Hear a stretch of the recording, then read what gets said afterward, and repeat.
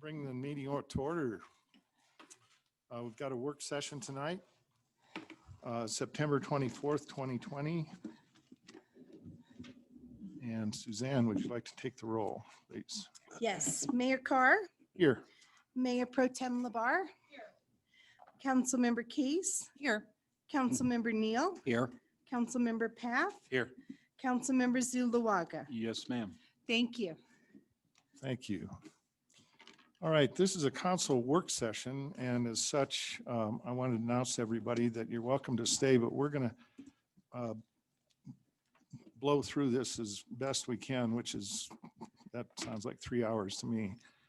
But we're not going to take public comment because later on, when we bring these up for public hearing, we're going to have plenty of opportunity for public comment. And right now, we're trying to get refinements to the staff for functional priorities and goals on our initial pass. So we're not going to take public comment tonight. We will have council. One of the things I passed out to you was an updated calendar. I don't know if you noticed, but we decided, made an executive decision to give us a break for once, and we killed the October 8th meeting. My feeling is by the October 1st, we'll pretty much be handed off completely to the council, to the staff, and that'll give them 2 weeks to get to the budget message and those kind of things.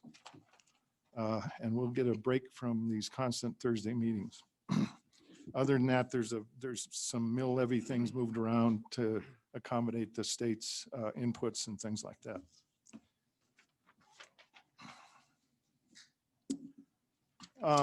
The first item we have, there's no pledge. There's no pledge. There's no pledge. There's no pledge.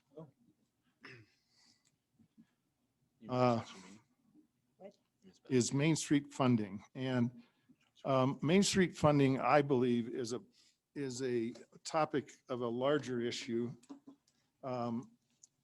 We've got several organizations and volunteer groups in our midst to do a wonderful job. There's a little bit of overlap in a bunch of them, including Main Street, DDA, Keep Woodland Park Beautiful, the Chamber, and the Historic Preservation Committee. So I think this is part of a larger discussion down the line.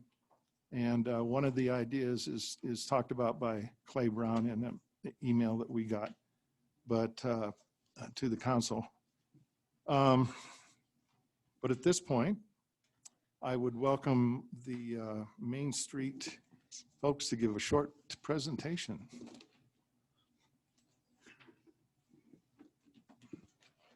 Good evening, Mayor Carr, Mayor Pro Tem Labar, council members, Lori Gloth, current chair of Main Street.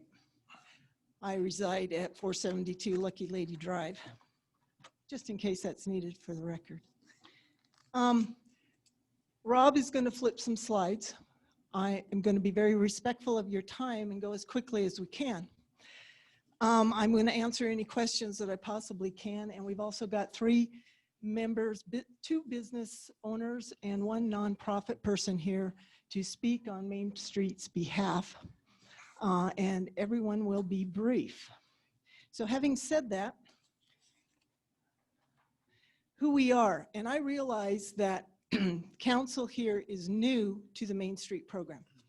So basically the mission statement that was put together over 4 to 6 years ago: enhance the quality of life in Woodland Park by engaging the community in historic preservation, downtown revitalization, and economic development by promoting a strong business climate. It's made up of 4 subcommittees, and those are listed on your screen: promotions, design and historic preservation, economic vitality, and organization. The Main Street program comes out of the Department of the Interior. It's a national program under the Historical Trust. That's why they're so keen on historical preservation. Woodland Park got its Main Street designation based on our historical ethic, and that's what Clay Brown and the members at DOLA went to bat for to help us get our Main Street designation. because we do not have a large number of buildings, by definition, bricks and mortar, that a typical main street has in their old historic downtowns. Ours is based on historical ethic, and what we have a large inventory of are historical cabins. So just to put that in perspective. The next slide, Rob. So we were formed at the direction of the City of Woodland Park in 2014. Gary Brevetto was a council member at the time. Brian Flair was the Director of Economic Development under the city. It was their brain trust. They put the plan together. They presented it to the council at that time and the leadership at the city. The city thought it'd be a great idea. They brought DOLA in. DOLA gave several presentations. Gary and Brian went out into the community and cherry-picked a number of members to populate that board. So that's where we started. There was collaboration amongst DDA, the Chamber of Commerce, the City of Woodland Park, in those talks, in those negotiations of how our organization would look like. We wrote our articles of incorporation. We put together our bylaws. And yes, we became a nonprofit. We chose to become a nonprofit because that was a tool in our toolbox going forward for potential funding. But we are not by definition a charity. And I have heard it said specifically by Mayor Pro Tem LaBarre that she has a problem with giving monies specifically to charities. We are not a charity. So that 501c3 designation was a tool for us to be able to apply for monies and potentially leverage monies that might be available from CDOT, community builders, monies that might be available to the city. So it was an opportunity to put everything together, and we just wanted it in our hip pocket. So we are not by definition that nonprofit perhaps that might be included in the community investment fund. One size doesn't fit all here. The other thing is, a unique program, we got to be conjoined with the city somewhere, an ankle, a knee, a hip.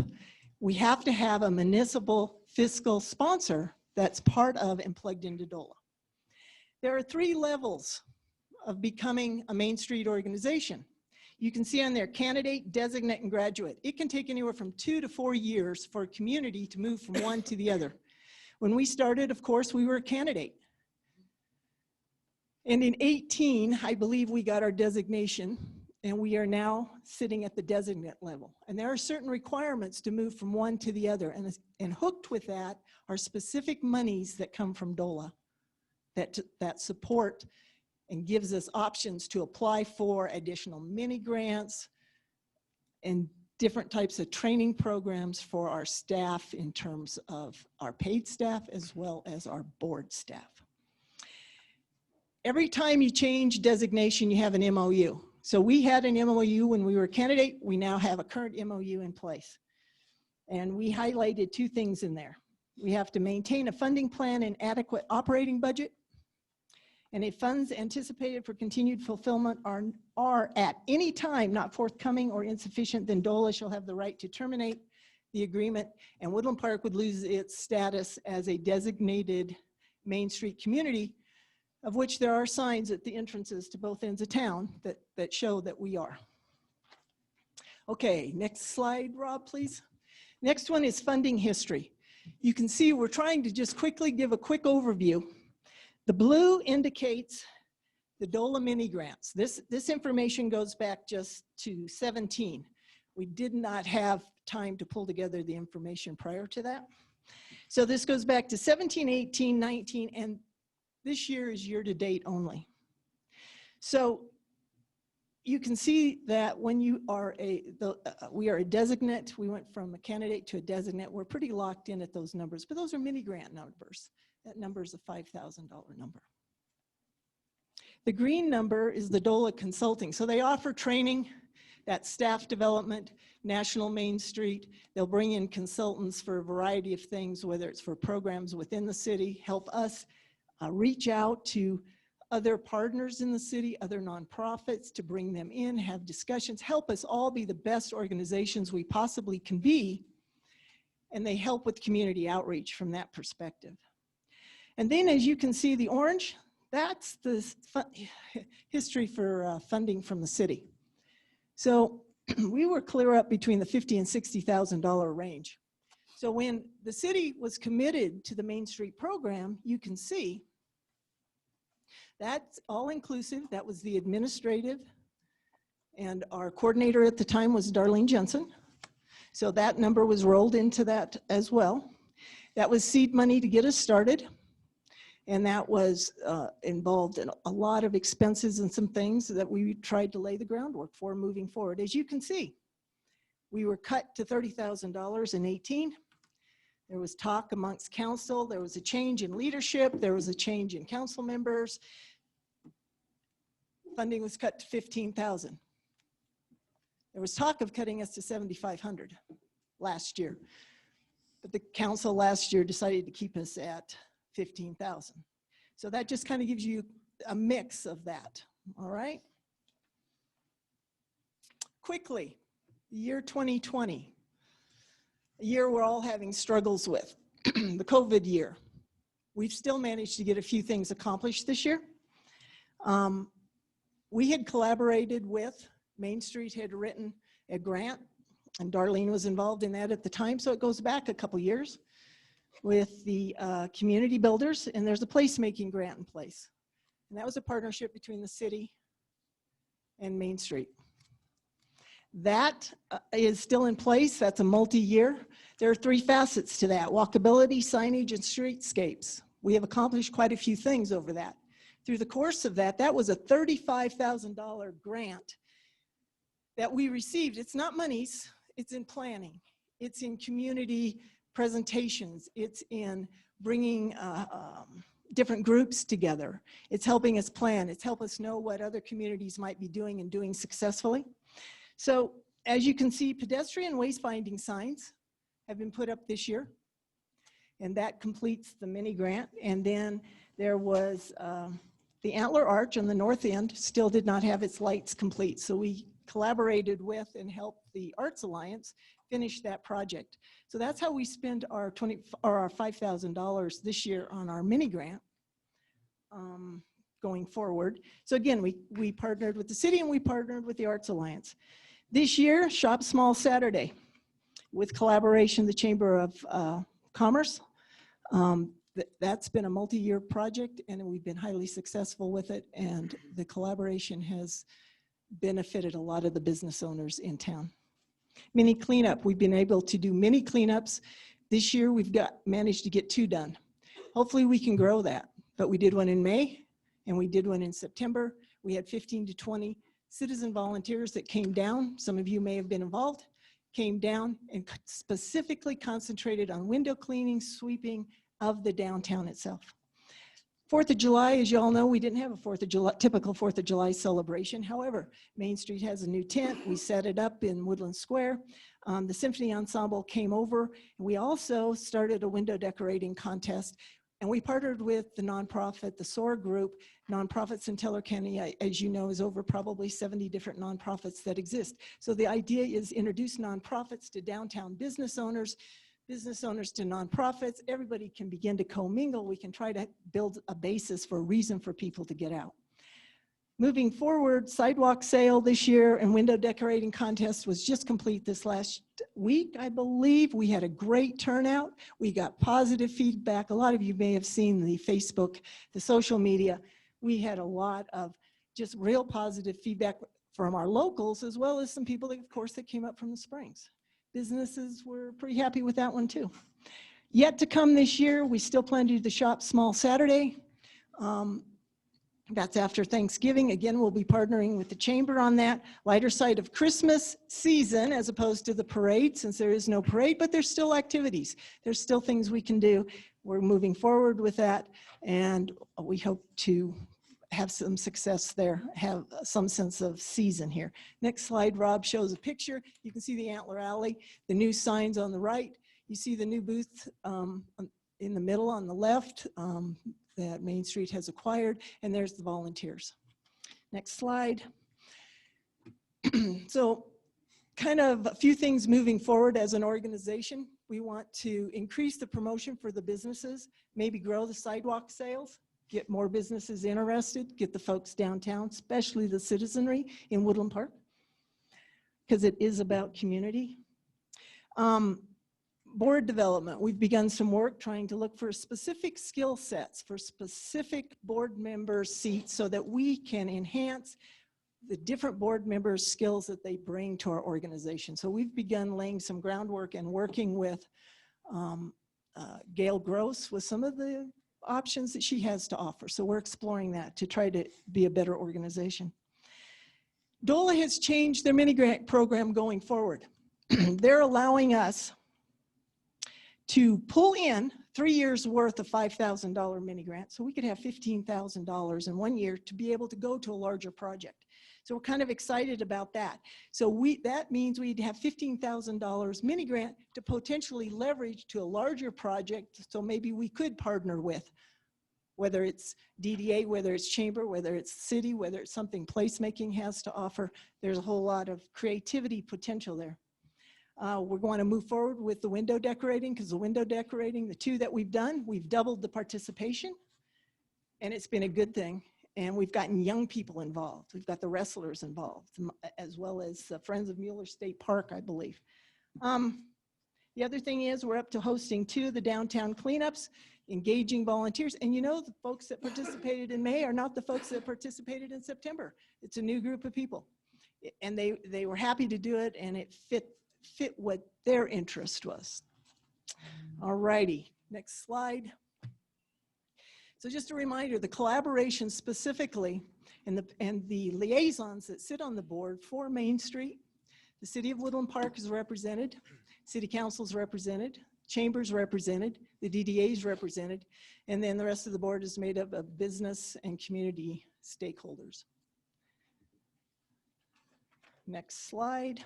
So quick overview, 2020 revenues. So the city gave us the $15,000 for funding last year, and the $1,600 direct public support represents Lee at the professional building.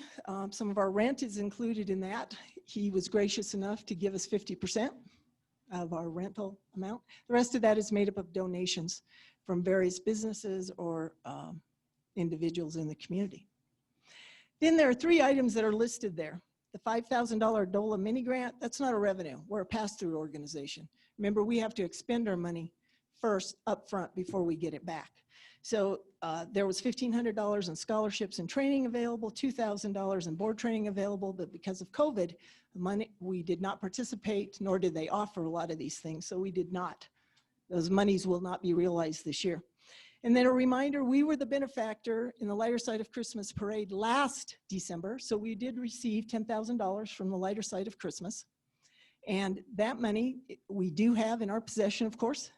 And remember, as we move forward with future projects, we've got to be able to have that money to pay for things before we submit our invoices to DOLA to get reimbursement. So as you can see, our total revenues down at the bottom, $16,600. It's not a lot of money, guys. It's pretty thin. Next slide. So our 2020 estimated expenses. So Gail, we pay her $12,000, part-time program coordinator. When Darlene was with us, we got about 120 hours worth of work out of her. We're getting 50 to 55 hours worth out of Gail. So we've been cut by 1/3 with what she can do. So we've really had to pare back what we do and what we don't do. The 2820, the operations overhead expense includes rent. The $1,900 includes outside services, for example, like our insurance, our D&O insurance, as well as our web and our IT support. Dues and fees, those are just a few of the dues and fees that we pay, whether we belong to the chamber, whether we belong to Colorado Springs Visitors Bureau, National Main Street, etc. And so far this year, we've only expended $100 on promotions because there really hasn't been a whole lot to do, but we have managed to utilize the social media platform and keep those expenses down. So as you can see, estimated expenses this year, $17,635. Projected shortfall, $1,035. Well, luckily we have that $10,000 from the Lighter Side of Christmas, right? So we have a few bucks to fall back on. But the point is, COVID year, we don't have a lot of funds. This is what we're squeaking by with, guys.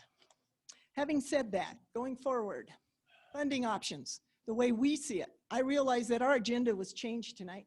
I came forward with an idea that we were going to be specifically just kind of giving you a quick overview and making a request. So these items here on the agenda that council is going to discuss are not something that we were prepared for, nor did we know about. So, for example, first option, continue funding at the $15,000 annually. You kind of get an idea of how squeaky that is for us. Reduce funding, just absolutely eliminate the Main Street program. We would leave the 5 years, the way DOLA has put together the mini grant funds. We as a community would walk away with about leaving $36,000 on the table for potential project funding, as well as mini grants, and as well as continuing to build on the small projects that we've been doing in this community. Small wins add up to big wins, okay? So we would walk away from that and just leave it on the table. That is an option. This is the city's organization. The third one, as we see it, is we would ideally like to double and go back to $30,000 annually. $30,000 annually would allow for the staff support to reach the graduate level, which would give us more access to dollars, funding opportunities, grant opportunities, so we could grow this program. This is truly an opportunity for the community. And when we were formed, many of us believed this was the last ditch effort for this community to get on the same page, to move forward, to have a common voice, and make all of our nonprofits, all these wheels need to turn forward at the same time, guys. Main Street can be the glue to help that come together. We can be the focal point. We're not here to be an events organization or take over anybody's events. We are here to enhance what's here. It's about community and it's about us. And I'll take a slight exception, Mayor Carr, you've been on the Main Street Board. You're aware about what we do. You're aware of the other groups as well. I don't see the overlap. I see passion in each group. I see everybody's good at what they do. It's up to us to plug those resources into the right place. So I think we have to be careful about jamming everything into the same pigeonhole. So having said that, we have 3 individuals here. I'm trying to move fast, guys. I didn't know I only had 5 minutes too, by the way. We have Lindsay from Jackalope is here, Craig from the Yoga Shop is here, and Tracy from the Lighter Side of Christmas. So Lindsay, I would ask you first, if you would please. Name and municipality, please. My name is Lindsay Hart. I own Jackalope. And I'm here to speak in support, I guess I should probably remove this, of the Woodland Park Main Street. As a business owner in downtown, I can attest to a positive impact that Main Street has had, not only in promoting, supporting, but also luring locals and tourists, people down from the Springs to our shops. And Lori's kind of gone over a lot of the stuff I was going to talk about, so I'm not going to bring it up again. But I would like to leave with one example. The Saturday that we just had, Main Street created and promoted a sidewalk sale. Typically in the middle of September, our sales decrease. Summer winds down, the kids go back to school, the tourists go home. And typically every September, I'm ready to take a couple days off, and we are not going to have a great September, but this last Saturday was one of my best Saturdays that I've had, including in the summer. They promoted this, they brought people down. Customers came in, the first thing I opened my door, and they didn't leave until I closed my door that afternoon. I haven't had a day like that. I actually had to hire a girl to help me to be able to just run my register all day long. I have benefited a lot. Gail comes into my store regularly. She helps me with things. But one other thing I would like to mention really fast is in May, when they did the cleanup, our streets were almost impassable, and I face Midland. Those sidewalks were not in very good shape at all. They came along, they got the people to come out. I think there was about 15 people, did an incredible job. They had to use shovels, that's how deep it was. It wasn't sweeping, it was shoveling that stuff off of the sidewalks. I really appreciated that. It helps. In order to be able to go up to Craig's to go to the yogurt store, you could not get through that little section of the area. So people were not traveling up and down, and then other people would get left out. Craig and I think normally get left out because a lot of people are down at the square. By them cleaning that, everybody came up and we had an incredible summer. I really appreciated that. So basically what I want to say is please consider what a benefit they are to our town and consider them in the budget for next year. Anyway, thank you very much. Thank you. Thank you. Quickly, please. We're 20 minutes past our 5 minutes. I appreciate it though, Mr. I know. I'm. Me too. I'll speak very quickly. Good evening, everyone. My name is Craig Stolniker, and I own the yogurt shop here in support of Main Street. When my wife and I took over the business a couple of years ago, we had no contacts, no resources, no community engagement. Short time later, Gail came into the shop, introduced herself, and informed me about Main Street and the many things they do to promote our local businesses. We weren't alone. I was very impressed to hear not only about the many promotions Main Street facilitates throughout the year, but also the preservation of the historic buildings, the beautification initiatives like the dressing up of Antler Archway, installation of our pointing signs that direct locals and tourists to parking and attractions in town, the lighter side of Christmas parades, and much, much more. The recent Saturday sidewalk sale is mentioned in conjunction with the nonprofit window decorating contest, brought in many new and existing customers, increasing our sales dramatically on that Saturday, and it didn't cost the businesses anything at all. With all the initiatives Main Street conducts, it gets people out of their homes and cabins and onto Main Street to visit the stores and spark interest in the various shops and restaurants and services that we have. Maybe get a new cowboy hat, belt and boots, enjoy a lunch, have a cup of gourmet coffee, and maybe a little frozen dessert afterwards. This makes Woodland Park a destination rather than a pass-through community drive onto other more fun and interesting destinations. It makes people stop in our community. Let's also not forget the thousands of volunteer hours dedicated to improving not only businesses, but the city on the boulevard. If Main Street is eliminated, these very productive service hours would also disappear. In closing, I strongly support Woodland Park Main Street and am steadfastly against any further defunding or elimination of Woodland Park Main Street. I would respectfully ask what programs are going to be initiated to help us local business owners in the community. Thank you very much. Thank you. Thank you. I'll make this fast because you know I could talk a long time. This has been an amazing year so far. In lieu of the parade, my name is Tracy Bennett. I'm the chairperson for the Lighter Side of Christmas Parade Committee. We're producing a virtual holiday concert this year featuring the Woodland Park Wind Symphony, who is one of the beneficiaries for the parade this year. They'll have sponsor logos, holiday promotions, and this virtual video is going to be available that anybody can play, any business can play, any holiday party can play to help promote the businesses that are sponsors of the Lighter Side of Christmas season event this year.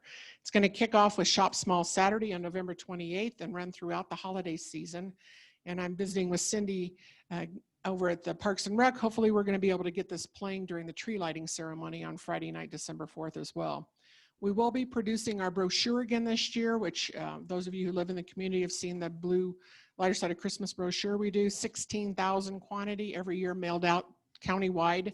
Even with the decreased marketing funds that we got from the city of Woodland Park this year, the committee is going to make up the difference on that, and we're going to make sure that every household and business address gets a copy of that with knowing what the holiday events are and the holiday activities going on at the businesses in the community.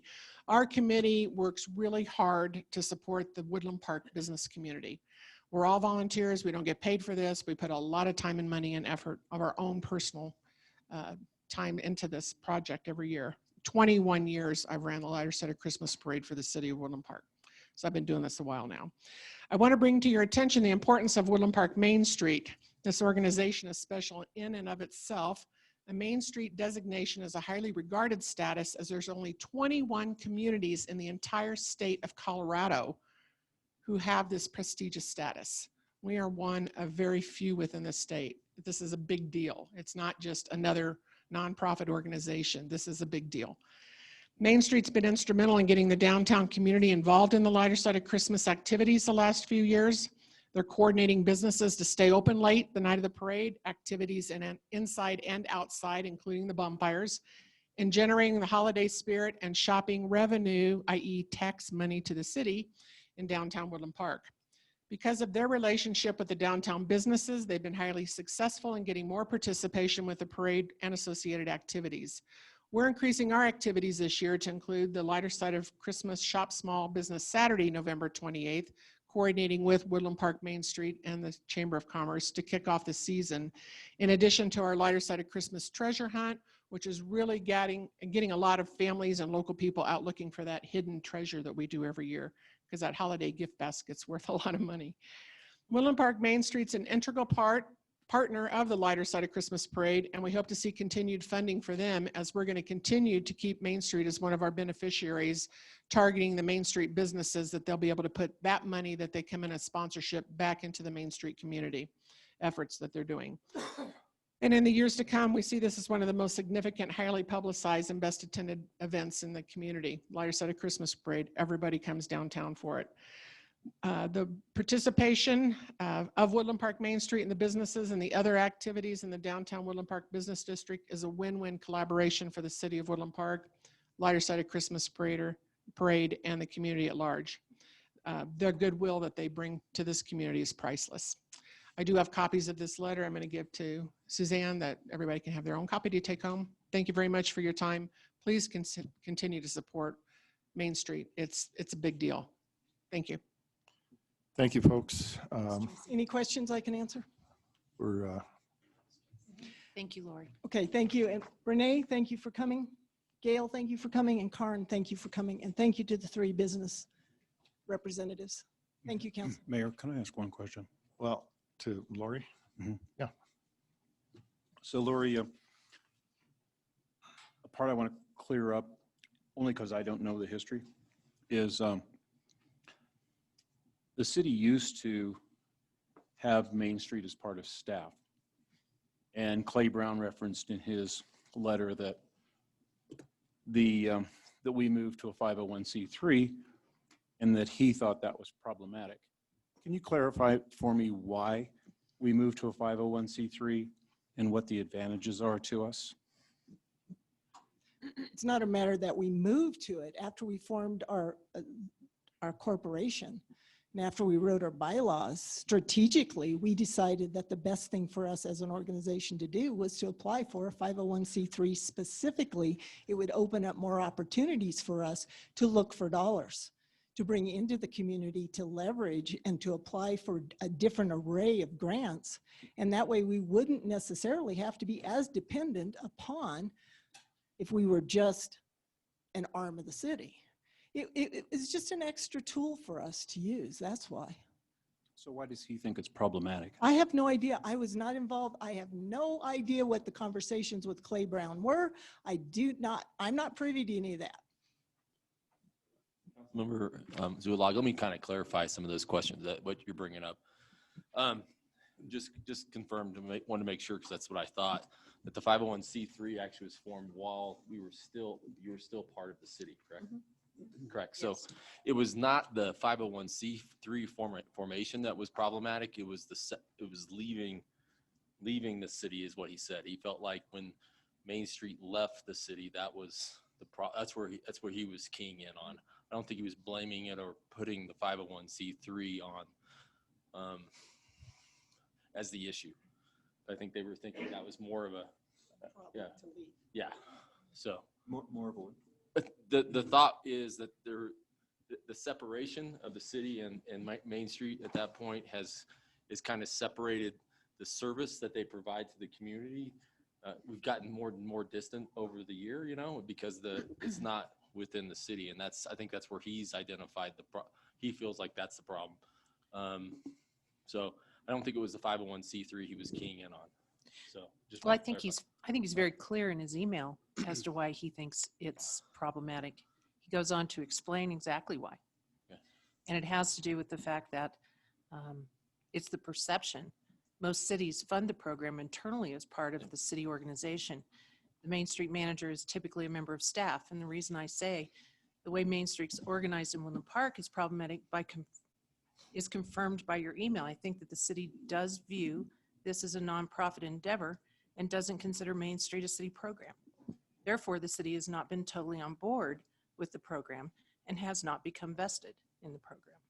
So that's what, I mean, he went on to explain. Um, Could I Thank you. take my prerogative as the chair to recognize speakers when they ask to be acknowledged? Thought it was a work session. Thank you.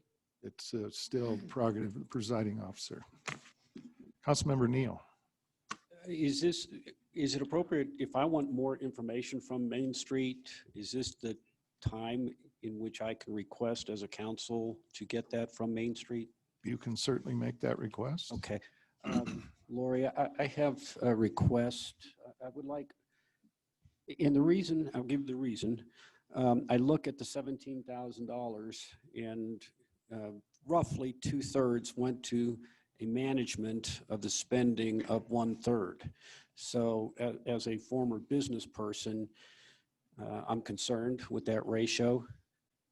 And I also think at $15,000 funding, that's roughly $2 per citizen that they're giving to your organization.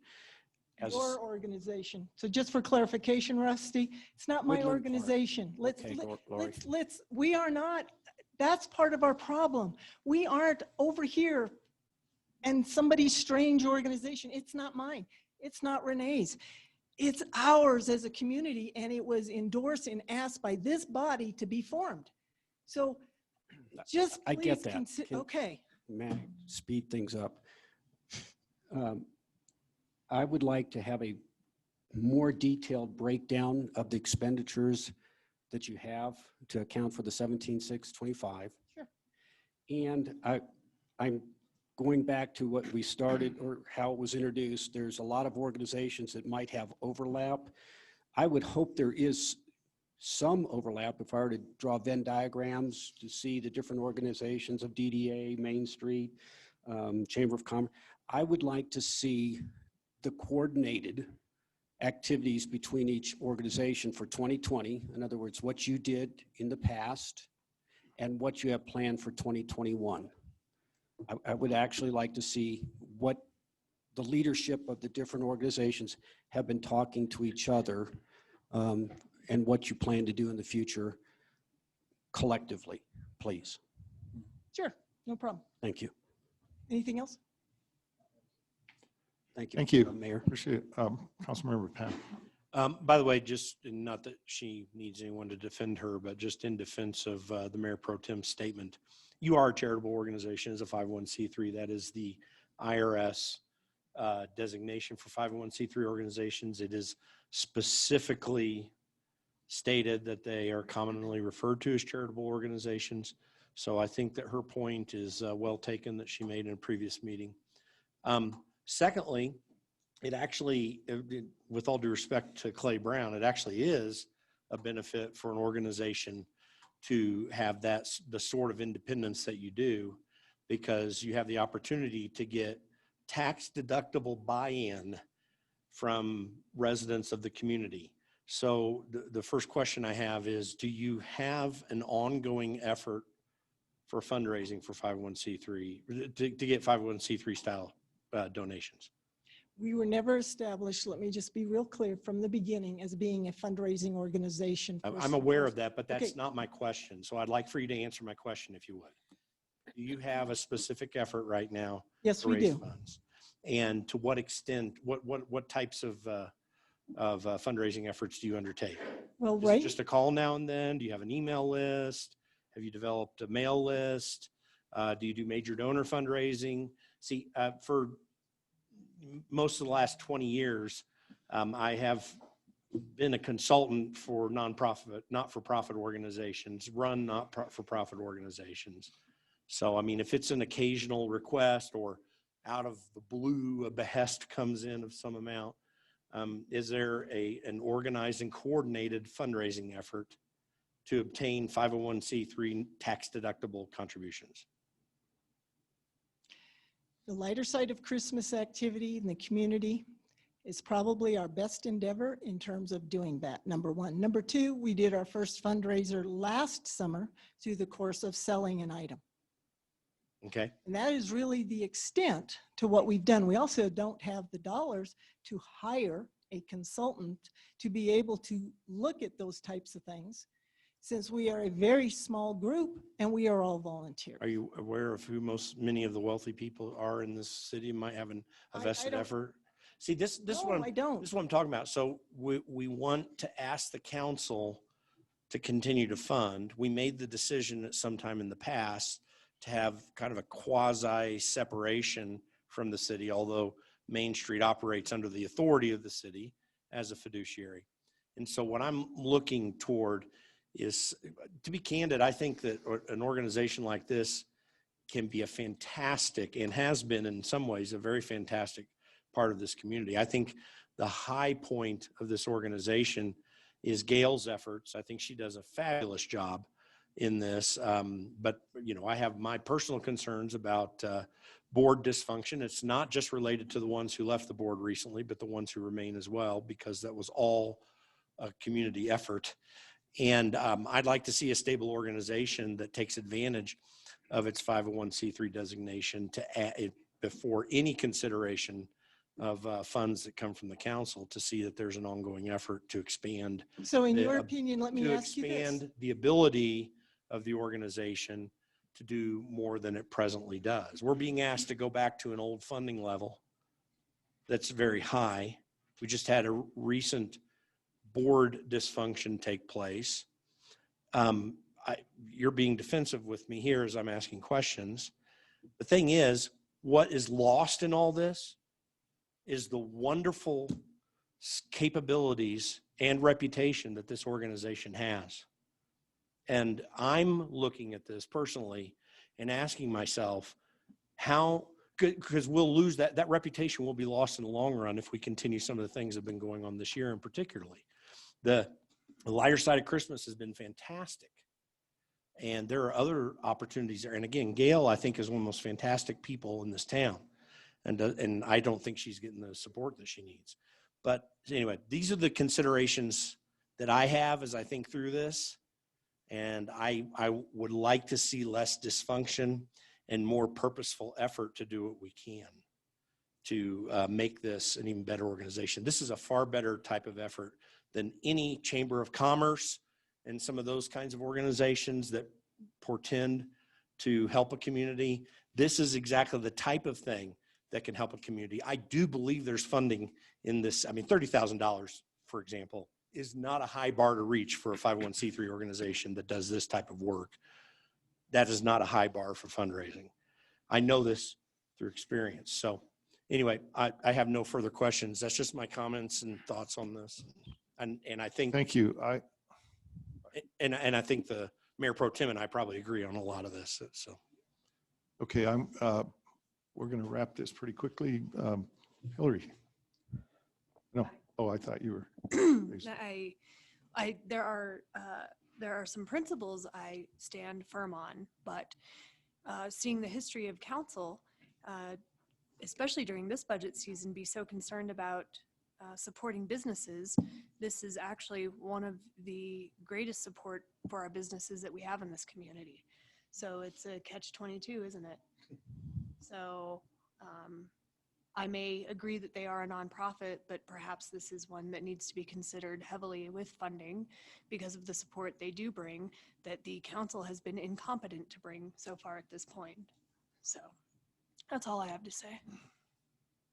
I will remind the council not to disparage ourselves.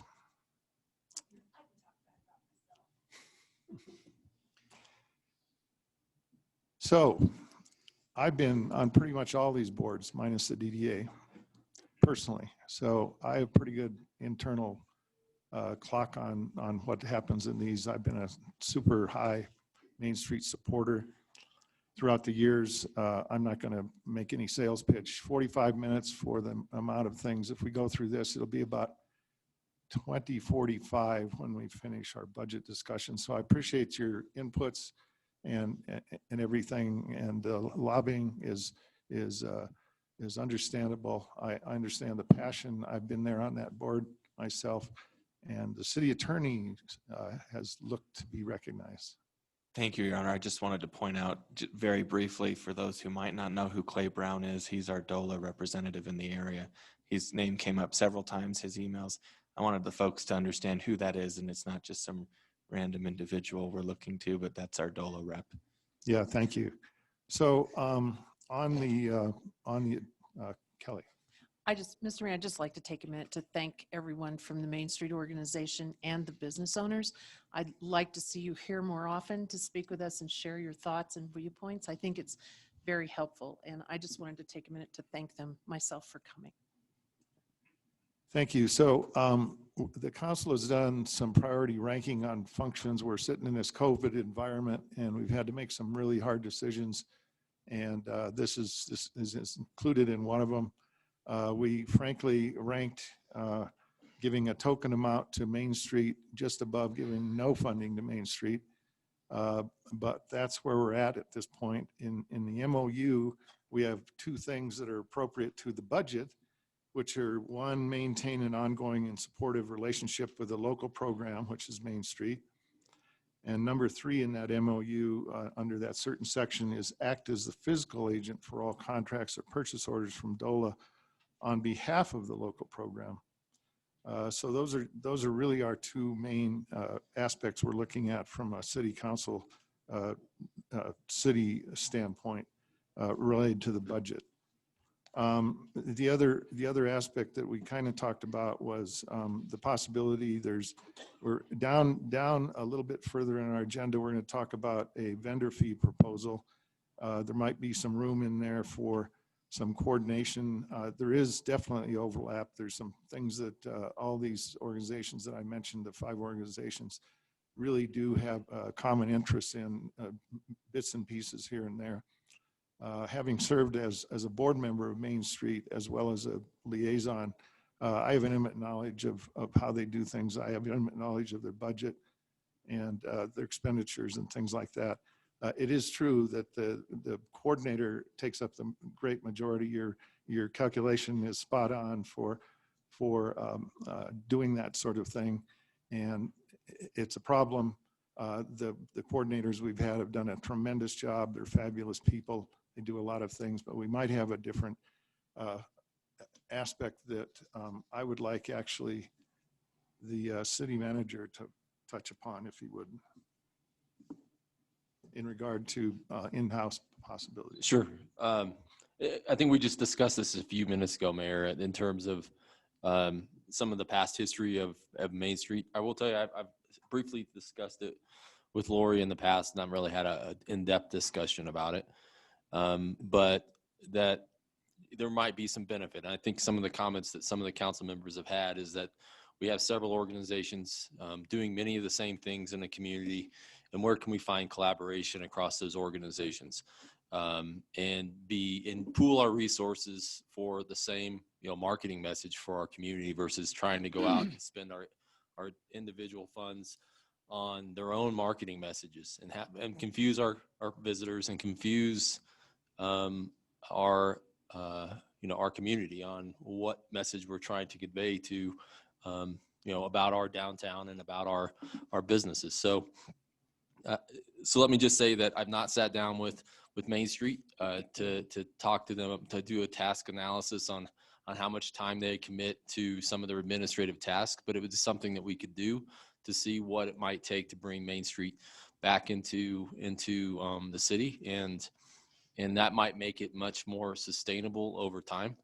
It's just there's an option there. That's one option that council might request of Main Street as part of this.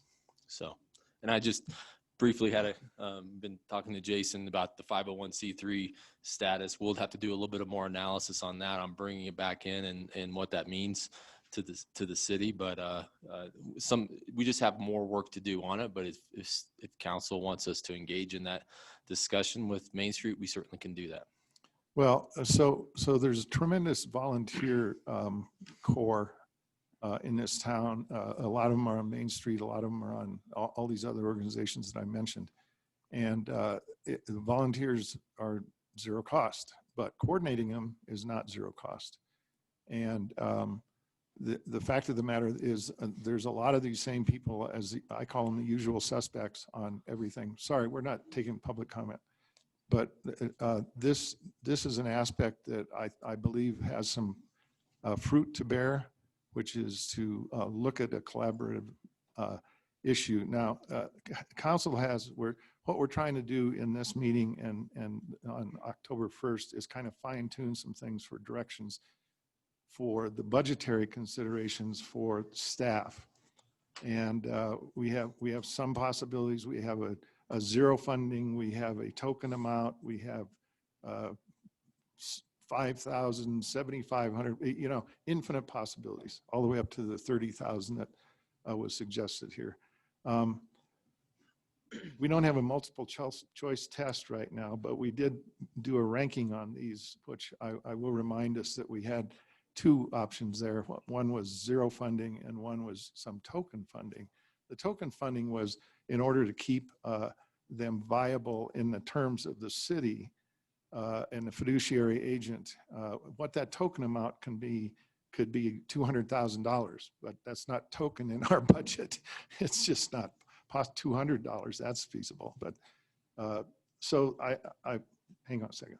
So I want to remind council that's what we're trying to do. We're trying to give staff some guidance because otherwise they're just guessing on what we need to do. And that's not fair to them. So Rusty, you've got some There was, you were touching on the piece of information that I thought we were going to get from Clay Brown. He did not offer up a specific minimum amount.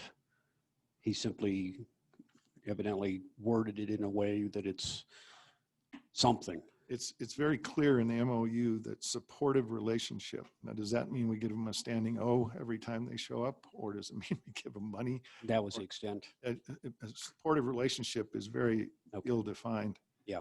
So that's why we can go to the token amount. If I call it token amount, I like $1,000 just like everybody else in the room, but or whatever.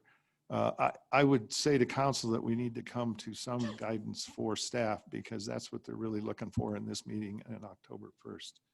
I'm going to go around the room and let each of you speak to that issue. And Hillary, if you'd like to start.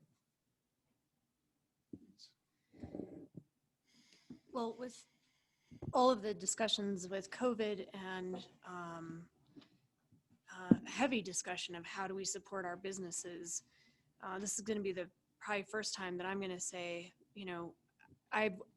I can say this with confidence because I have witnessed the support Main Street has brought to the businesses.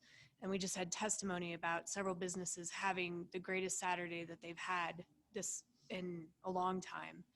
And that was due in part largely to Main Street's efforts. And so I think it would be petty of us and ignorant of us to say we're no longer going to fund something that significantly supported the businesses in this community when that has been the major topic of numerous council members this budget season. So I, for one, am willing to support them. I don't know that I'm willing to go to 30,000, but I think that it's worth more than 1,000. So. Thank you, Kelly. Thank you, Mr. Mayor Carr. I agree with Hillary. I think that this is the right tool and the right approach to assisting businesses from a city's perspective. I think the city directly giving money to businesses is not an appropriate use of public funds, but I was here when Main Street was formed, and it was a desire of a particular council member, and the entire council supported the Main Street program and carrying it through to the graduate level and becoming a viable organization in the community. I think it's absolutely the perfect vehicle for, as Hillary said, and the other council members talking about helping the businesses and finding a way to do that. I think this is our answer to it. And I see good work in them, and I see people that are the usual suspects that are engaged and do a lot of work in our community to help many people, many nonprofits, and many missions. So I agree, and I mentioned last time instead of zero and how we had been reducing the funding, and with intent, I think was from the council. But I have absolutely no harm or heartburn this year because of the uncertainty in our future of keeping them at the $15,000 level going forward this year. And maybe that will go far in them helping the businesses also recover from what we've been through in the last, how many months now, since March? And the shutdowns and all of the hardship that's been imposed upon businesses. Maybe that's what we can do as an organization and as a council to give them tools to try and help those businesses that are struggling. So thank you for the time. Trustee. Hillary, hopefully I've been consistent on all business topics that have come forward across the board. I am a very strong free market. I don't like subsidizing businesses. So I know it's a challenge, Lori, when you come to me and asking for money, trying to get the support. And the way I kind of justify it in my mind is I want the details. I want to bore down into it to know that you're spending the taxpayers' money wisely, and that just takes looking at the details, and that's why I'm asking for that. And also I'd like to see the coordinated effort to Darren, your point. I don't want to see this 3 different organizations spending $3 to do something very similar when maybe we could pool our coordination efforts to get a better expenditure. So that's why my 2 requests, Lori. I guess that's all I really want to say at this point in time. I do want to peel the onion back. And as an example, a question in my mind would be, what are we doing for Halloween in Main Street? Are we spending any dollars to do any decorations on Main Street for Halloween? What about Thanksgiving? It doesn't take a lot of spending of money to put out a few decorations to convey a holiday spirit. And this is the season we're coming up to, just one holiday after another after another. So I'm hoping to see in the plan a few dollars here or there that can go a long way as a Main Street. Thank you. Jim. I just want to say, I think Gail Wingard is one of there are a lot of people that know what she does, but she's one of the least applauded people in this city for the things that she does to promote who we are as a city. She has a real passion for the businesses that are here. She's around talking to them on a regular basis. And I think everything related to Main Street, I see Gail first and almost exclusively. I'm in agreement with Councilmember Neal that we need to look at what's happening there, at least as long as we continue to put some remuneration into the project. I agree with Mayor Pro Tem LaBarre that it's like one of the best things that we've got going here. I'm not necessarily convinced about long-term funding. I don't believe that organizations like this are a basic function of government. They're not. They're an extra function of government that is done in a discretionary way. So therefore, serious consideration has to be made. I do believe and want to reiterate that whenever the city decided to take this out of the out as a direct function of the city with people sitting, in the city's employ handling this, that there was apparently seemingly, and I don't know precisely the history, but seemingly a short-sightedness, not recognizing that when we set up a nonprofit organization, there are people in this community that want this community to thrive. There are people who have the means to help an organization like this at a very modest. I mean, if we're talking about $30,000 and we raised 1,600 this year, I mean, you know, there's a way to fund this thing where we don't have to do it entirely through the city. And I think some businesses could pony up maybe too and help out, because I think that if we can repeat these things like this last Saturday thing, which was very successful, my wife and I saw it in our store as well. And we saw people enjoying themselves going up and down Midland. So I love the concept. I love the mission. I think we have to seriously think, and being under the auspices, or at least the fiduciary auspices of the city, I think that we can take a serious effort at encouraging the board to redirect its efforts in ways that would make this even more successful than it is. I think just looking for us to hand out something ain't gonna get it done. That's not a good long-term plan, so.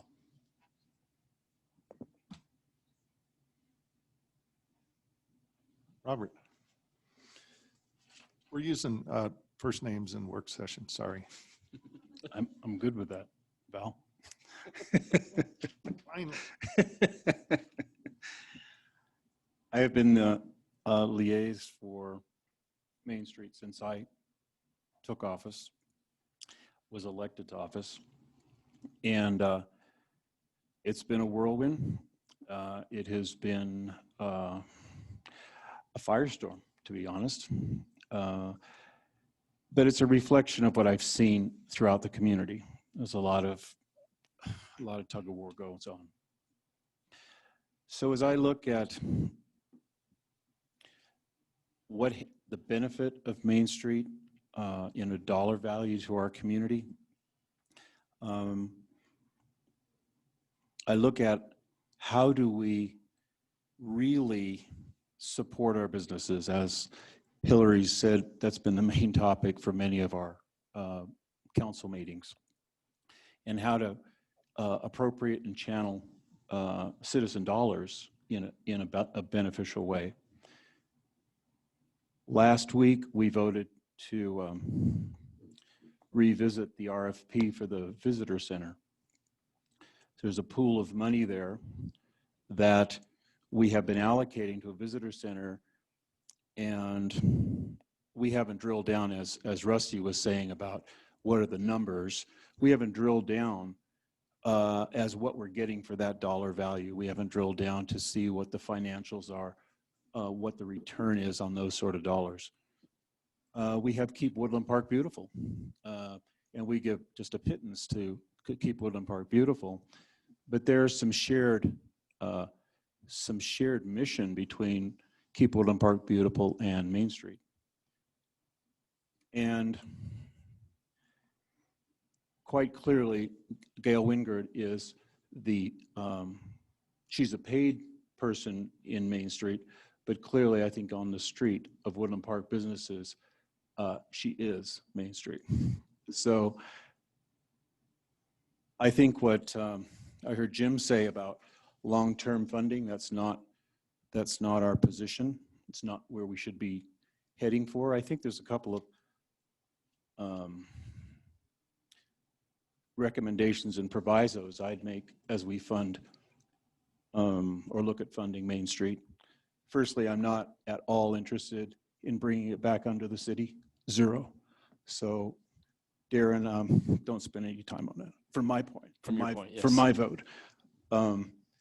What I would like to see is, it's from what I've seen inside as the liaison, Main Street, aside from the discord that's been there amongst themselves, there is a shortfall. There's a shortfall to be effective.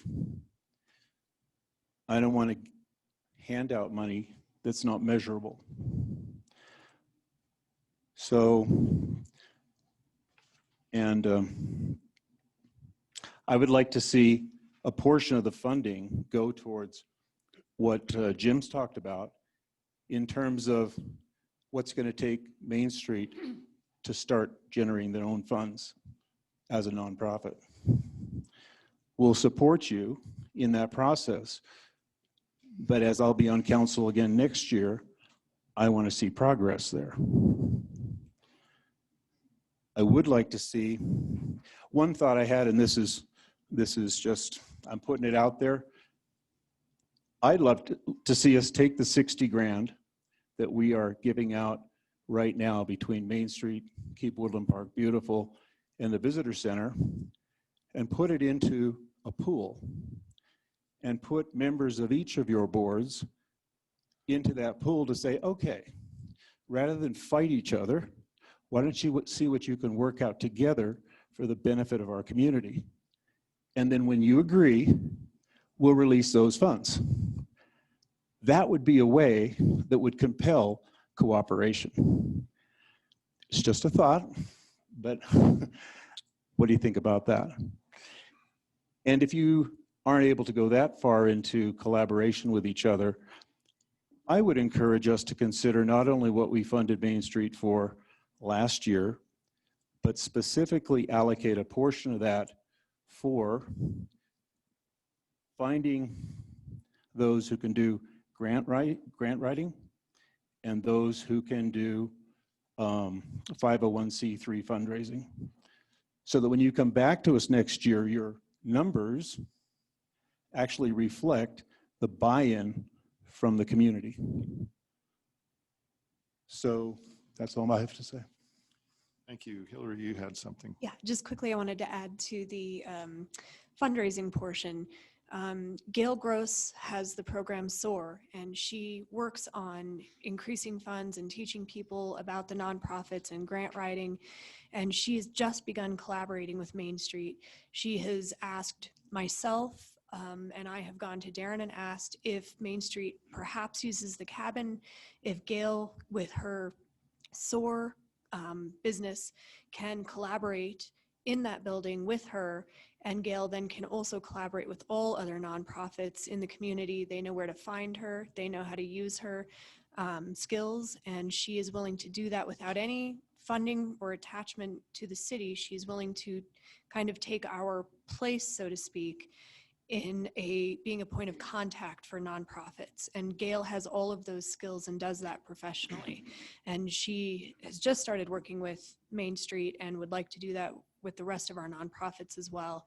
So it's something I brought up to Darren, and then the rest of council I'll discuss with at another time.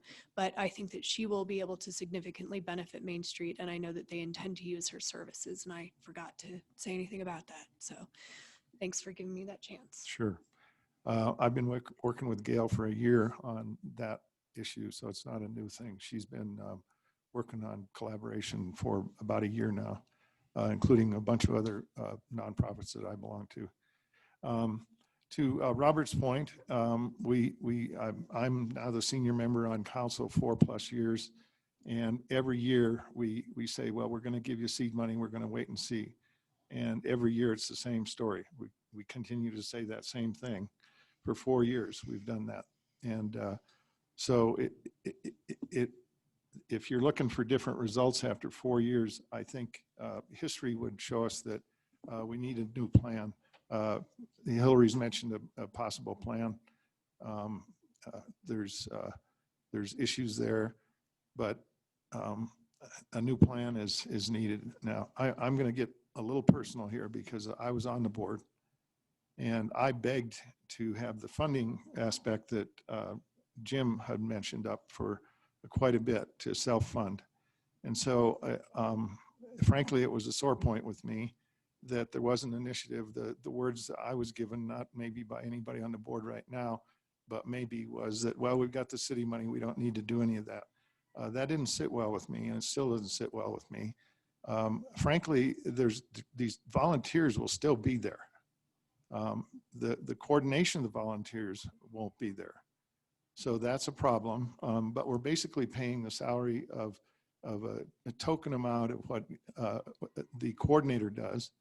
And it's not at even a very good rate, but that's where most of the money goes that we've been funding. I will tell you, these DOLA grants and all these things get paid right back to DOLA. So we're we're getting DOLA money mostly to give right back to DOLA consultants and stuff, at least when I was on the board. And so it's kind of like, why are we doing this? Just to keep DOLA in business with their own money? I've never understood that. I do understand it, by the way. I just, it doesn't sit well with me. Main Street and the volunteers that sit on Main Street and keep Woodland Park beautiful, and even the DDA, HPC, the Historic Preservation Committee, and others are all out there. There's a lot of people do cleanups. I saw Mr. Buttery out there doing the cleanups recently. There's a lot of good volunteers in this town, and those people aren't going away. Some of us get a bad back and can't show up this next Saturday, but they're all out there. And so those aspects aren't going away just because we're not going to give them 30 grand or something. I would suggest that we went from 0 to 1,000 to 7,500 last time. Now we're talking about different amounts of money. It seems if we keep having meetings, we're going to be up around 100 grand. I won't support anything like that. They've got a reserve, and I'm just one vote, but I've seen this up close and personal, and I want to see some spontaneous action out of Main Street, and not yet again a fourth, fifth year. And I'm not trying to put anybody in a defensive posture. They've all heard this publicly. They heard it in their meetings. I think if we picked a number so that staff can go plan, which by the way affects our council pool at this point, I would say we put 5 grand in there for planning purposes, and then pending more budgetary input as Councilmember Neal asked for, and I know those things, but that doesn't matter. You need to know those things. I would say we put a marker on it at some point. That's what I'm suggesting right now. On the other hand, we can wait till October 1st to get more information and put that on that agenda also. But it's problematic if we don't give staff guidance. They can have my council pool. Darren, you were? I was just gonna weigh it. So you're talking about council pool, or you're also talking about what you might designate towards Main Street, if that's even a discussion, or so those are pieces of the guidance that we're kind of seeking. Absolutely. Yeah, I mean, it down on our agenda is later as we talk about that. Okay. But if we start putting more thans in that other pool, then we got no money for the pool too. So that we went from 0 to 1,000 to, whatever. Now we can't have a non-expanding pool if we're going to do that. So I'm just suggesting that temporarily tonight, at least, that we put. Well, Mayor, Yeah, my 4 grand too. you want any comment on that, or you're just? What, did you have a comment? I have a comment, yeah. I would like to see us pull from the tourist visitor center budget, and I'd like to see us, if you want to chip some in from the council pool budget, that's fine. I personally would like to see the pool, and I'm going to throw out a number. I'd like to see the Main Street budget be 20 grand this year, with absolute proviso that unless something shows in terms of fundraising and something shows, and for the record, in other words, these funds are allocated under this condition, that there is measurable growth in terms of self-funding and measurable growth in terms of skill sets in grant writing. And if those two conditions are met, I would be okay with that. But if they come back, as you say, year 4, year 5, and those things are not increased, I would absolutely go back to a low funding. So we're asking the staff to have a flat budget, but yet we're willing to expand these other things. No, we're pulling from somewhere else. Well, pulling from somewhere else. We don't have that in front of us at this point. And let me just say, if we're pulling from somewhere else, I can't do the RP because there's funds that are associated with it. So let me just give you a little bit of overview of the current budget as we're starting. I don't want to give you a whole lot because we're still working through a couple details. As you know, council had budgeted for 2020 this year about 41,500. In that, you have your training and travel expenses at 10,500. You had $1,000 in supplies, and your meeting mileage and meals was 3,000. So that's the portion that council used, that 14,500 for training and some of these events as well, and some maybe other items that the council needs. Then under your discretionary appropriation, you have the community investment fund, which I think council is unanimous in terms of eliminating the CIF. So we have that being eliminated from the budget. Woodland Park Main Street is currently budgeted at 15 on here, and then we have no special projects dollars in there, but I do have something to talk about in just a few seconds about, or minutes, whenever I'm called upon, for the Deer Education Task Force. So even with all that, we see that there's a very good possibility if you have 15 in there. I mean, it's whatever council decides, that we can meet the primary goals that council has given us for the budget in terms of debt service and UFBR and a flat budget. So I just want to throw that out there. It's your decision, but you have the ability to, I mean, at a minimum or maximum, I don't say minimum, I'll just say we have 15 in there right now, we're meeting these goals. So, and we can change that, modify it to whatever council decides.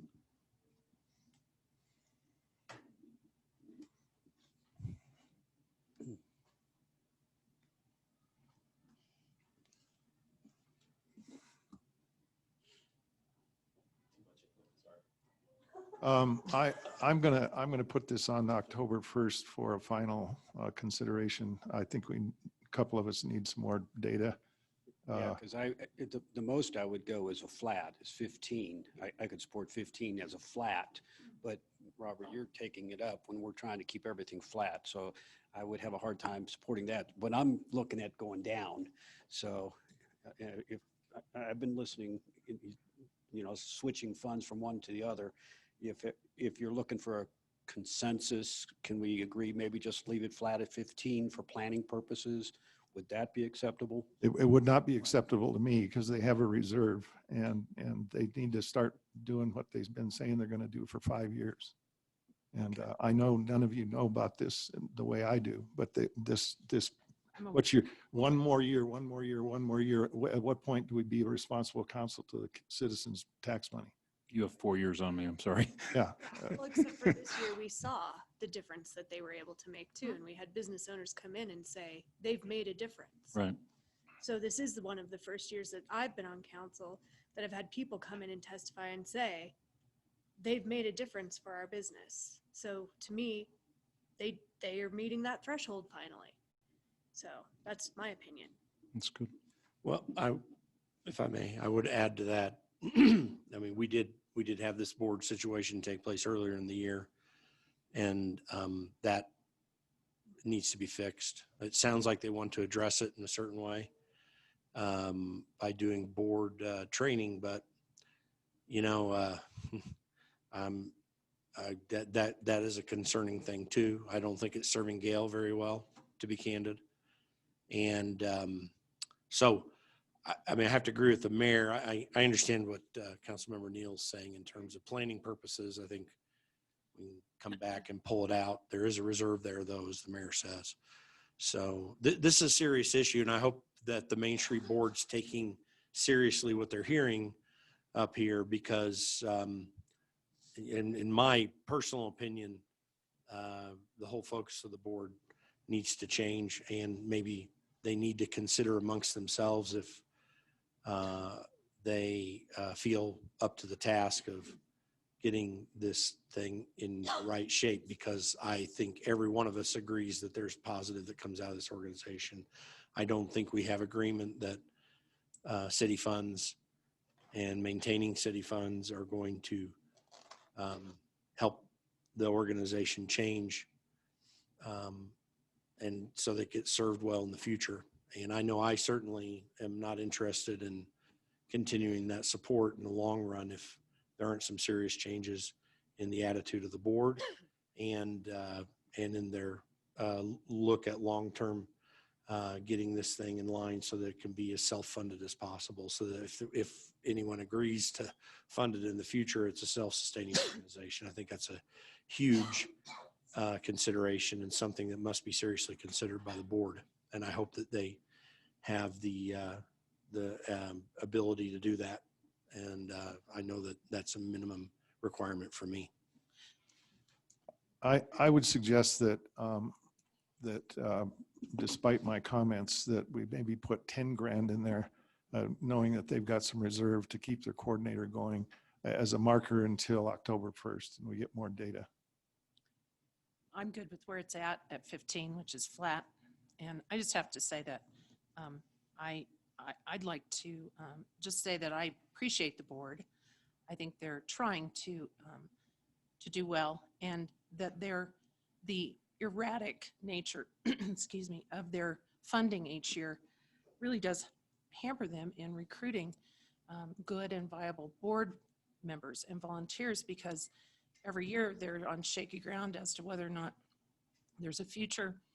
Long-range planning, things like that are hampered in that respect. So just in defense of them and the whole issue that happened in the past this year, it's in the past and I believe it should stay there.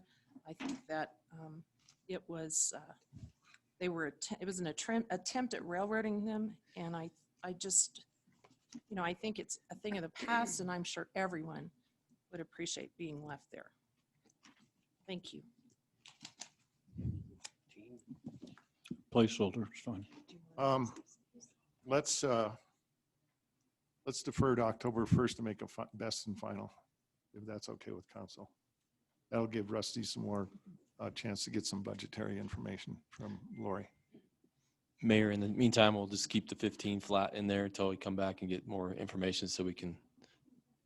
That's not my vote. But Yeah, that's okay. It helps us worth Yeah, the budget to have something in It's there. the default position. Right, the default. But we're going to have to rearrange things because of later topics. All righty then. Well, okay. Topic 1. Hour and 20 minutes.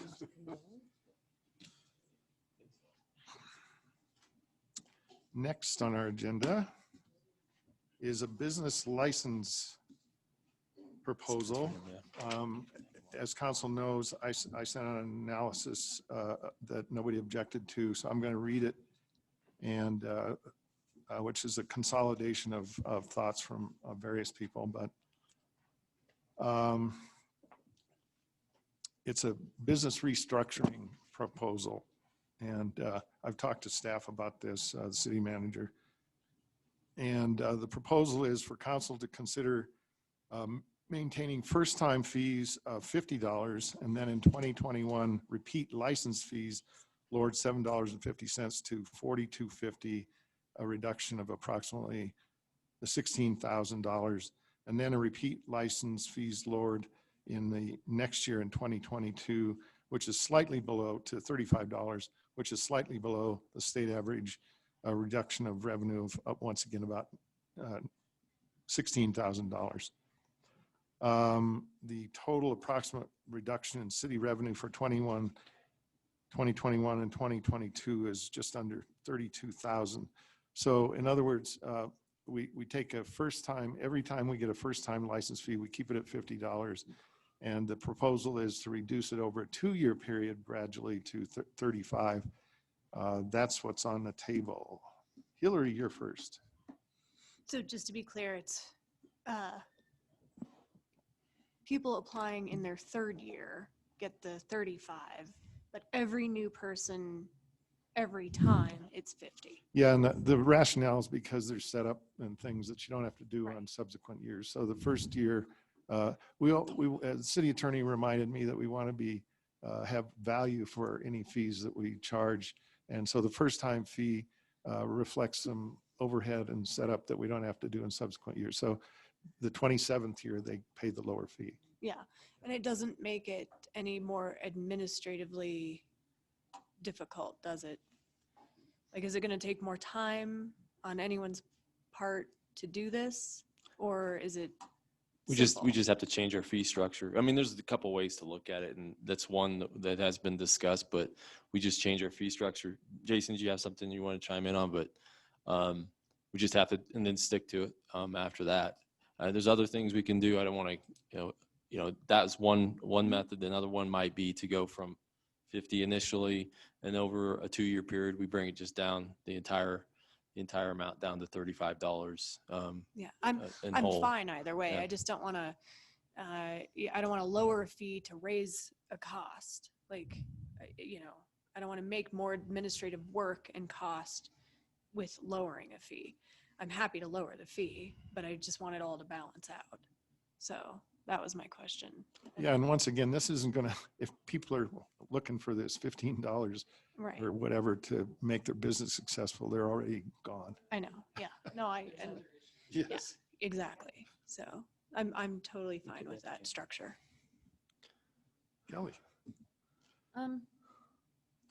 I guess for me, having supervised the function in the finance department, and I've had a conversation with the finance director and the city manager about maybe changing how we go about the license renewals each year, and getting, you wouldn't believe the volume of paper that goes out and comes back in the license renewal process. So streamlining that and making it less paper and more electronic, I think will help facilitate less staff work and less paper pushing and filing and all of that.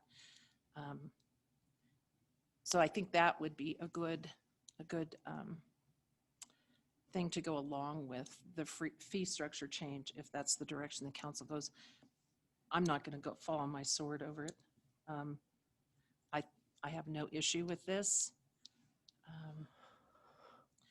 The only thing that comes to mind is maybe just, staff identifying whether the proper amount's been paid when something comes in. So, well, as I said, I'm not going to go there. I'm not going to blow up and fall on my sword. So Yeah, I me can deal with it. neither. There's one, I forgot to read this part of the paragraph. This is part of a generalized fee modification discussion council should undertake with regard to short-term business licensing, including TUPs and other non-annual business licenses. As has been pointed out by the city attorney, this might be a longer, bigger discussion down the road someplace in regard to that. But Can I just bring something up that please. this is something that I tried to resolve years ago. I'm a real estate agent in town. My business is located here and I do my business here. And I hang my license as an independent contractor with a brokerage. And so with that, I have a business and I run a business and it has an LLC. It's registered with the state, as I would beg to say that it's probably most of the real estate agents, maybe not those that are brand new, run their businesses the same way. They're not licensed. And neither are firms out of the Springs that post their signs up here and sell real estate. And it just seems to me, and it did then and it does now, and I told the city manager, I'll be the first one to get my business license because I have a business. And so, and at this point, I don't remember the arguments that were presented.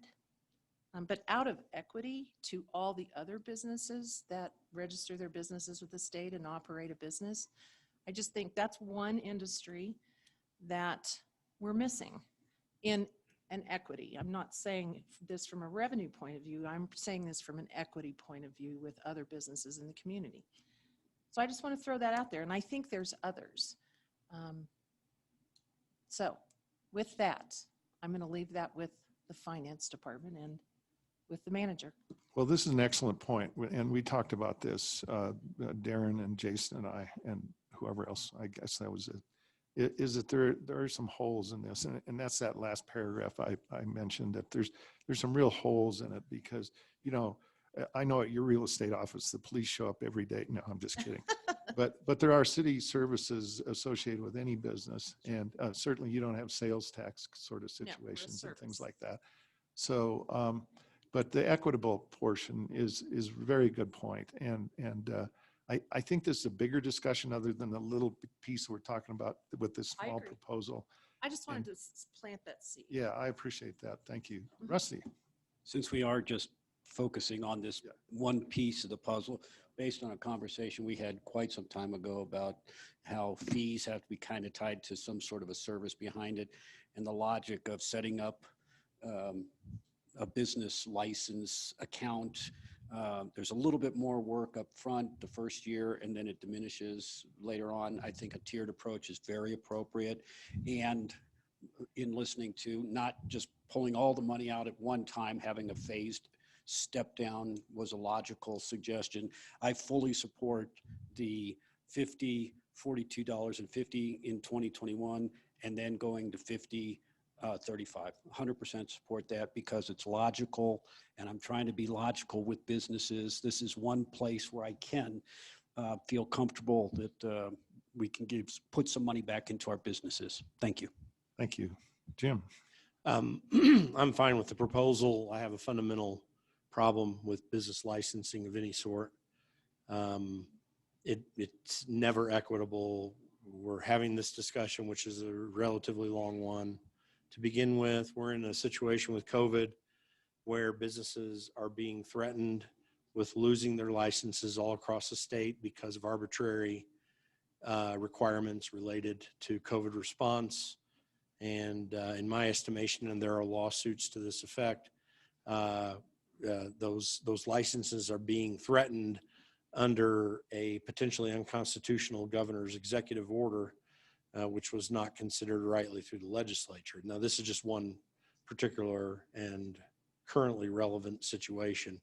But, and we live in a city, thankfully, where the threat of a loss of a business license is pretty low because of the nature of who we are as a community. So that's excellent, but I don't know what will happen in any future iteration.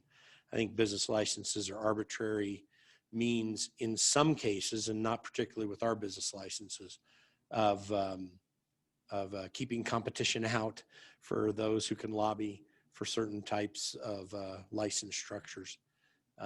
So I fundamentally disagree with the concept of business licenses. If we're going to continue it in this case, then I think this particular structure is fine with me. It's a modest tipping of the hat to our businesses, but it doesn't deal with the fundamental problem. Thank you, Robert. Well, I philosophically have a problem with business licenses. You have a right to buy, to sell, to try, and to fail. And it shouldn't be the government's role to moderate how you do that as a business person. So I philosophically think that it is the hook that's caused us as a community to really be walking in fear right now, because business owners are under fear that if their people coming in don't wear a mask, then they will under threat of losing their license. And that's just wrong. That just goes against free enterprise. It goes against free will. It goes against personal responsibility. So having said that, I'd love to have a discussion at a later date that says, what would our city look like without business licenses? However, having said that, we have a state license that we have to contend with, so it kind of shoots that idea in the foot. So I'm okay with this reduction process. I'd like to see it drop even again the next year to like $20 and then maybe stop at 15 or something like that on an annual basis. But for now, it's fine. We can move on. Mayor, if I can, I'll just, now that we've had most comments, just real quick, I think we have a consensus. Okay, yeah, we do, but it sounds like moving towards that is we get taking that as the plan, $50 first year, $42.50, to 35 in the second, and then so we have a 50 and 35 after 2 years. Yeah. Okay. Yep. All right. Just to review, yes. Okay. Appreciate it. And let me just say that it'll be a little bit more difficult to do the analysis on having a $50 first year because we can't, but it's all conceivable to be able to do that. Well, So- that new mall that's opening up over at the Woodland Station will be, just kidding, Okay. just kidding. All right, thank you. Mr. Mayor, I just want to make one point. Please. It's our business licensing, we do not use that as an enforcement tool for businesses to behave properly. So it's not revoked because maybe they don't give good customer service, or it's not revoked because there's 1 or 2, 4 or 5 complaints against the business, so we revoke. That's not the way that business license is structured. So it's not, it has no penalty behind it. Help me, Jason. It could be. City Yeah. attorney, It allows that tool to be in our box if we need it. And I guess to your point with COVID and Councilmember Paffs, per the direction of council, we're not using that as a tool for enforcement of COVID. We're simply doing education at this point. So the state very well can and may be doing that, but we as a community are not following that. So I want to make sure it's clear to the community that that's not what's at stake, at least from our perspective. And then I would be remiss if I didn't take an opportunity to provide some levity to the meeting. And perhaps we encourage the businesses to utilize the $7.50 to support the Main Street program. what a good idea. Now that's a great thought. So we have direction on one thing so far. Sounds good. Yeah. Next on the agenda is what I call vendor fee proposal, but I'm gonna talk about this for a little bit. If we had a council ranking, we had a ranking of all kinds of priorities. Vendor fees being returned to various algorithms to the businesses lost out to the proposal for vendor fees being used in a restructuring of an ordinance opportunity. And I'll read the proposal that's on the table. The recommendation from staff would be to focus the earmarked funding for vendor fee towards downtown projects under a contract with a local/regional business whose focus would be to maintain downtown with sweeping, power washing, Christmas light and decoration installation, weed pulling, trash can replacement, flower planting and flower pot purchases, and basic downtown beautification requirements. The 410 portion would be set aside in a capital project account that would build each year and allow City Council to identify specific downtown capital projects that it could be used for. The key would be to delineate what the downtown area would be in the ordinance for the contract. The suggestion, currently we have commercial structures from Walmart to Country Lodge along 24 and up to Mountain Naturals on 67. And this downtown area could be defined by offsetting 2 blocks north and south along Highway 24. I think this is an excellent place to recognize that some of these things, so just to be clear, this is the proposal is to get a contractor to do all these things. And some of these are under Keep Woodland Park Beautiful and Main Street and some of those things. But this would be an allocation of the vendor fee towards really specifically what the charter says. That was pointed out by Rusty Neal. And I think it's a valid thing to bring to the table and discuss tonight. Hillary. If that task could be accomplished and measured, that would be wonderful. I don't know that it can be. Yeah, we have RFP for other things. This would be yet again another RFP.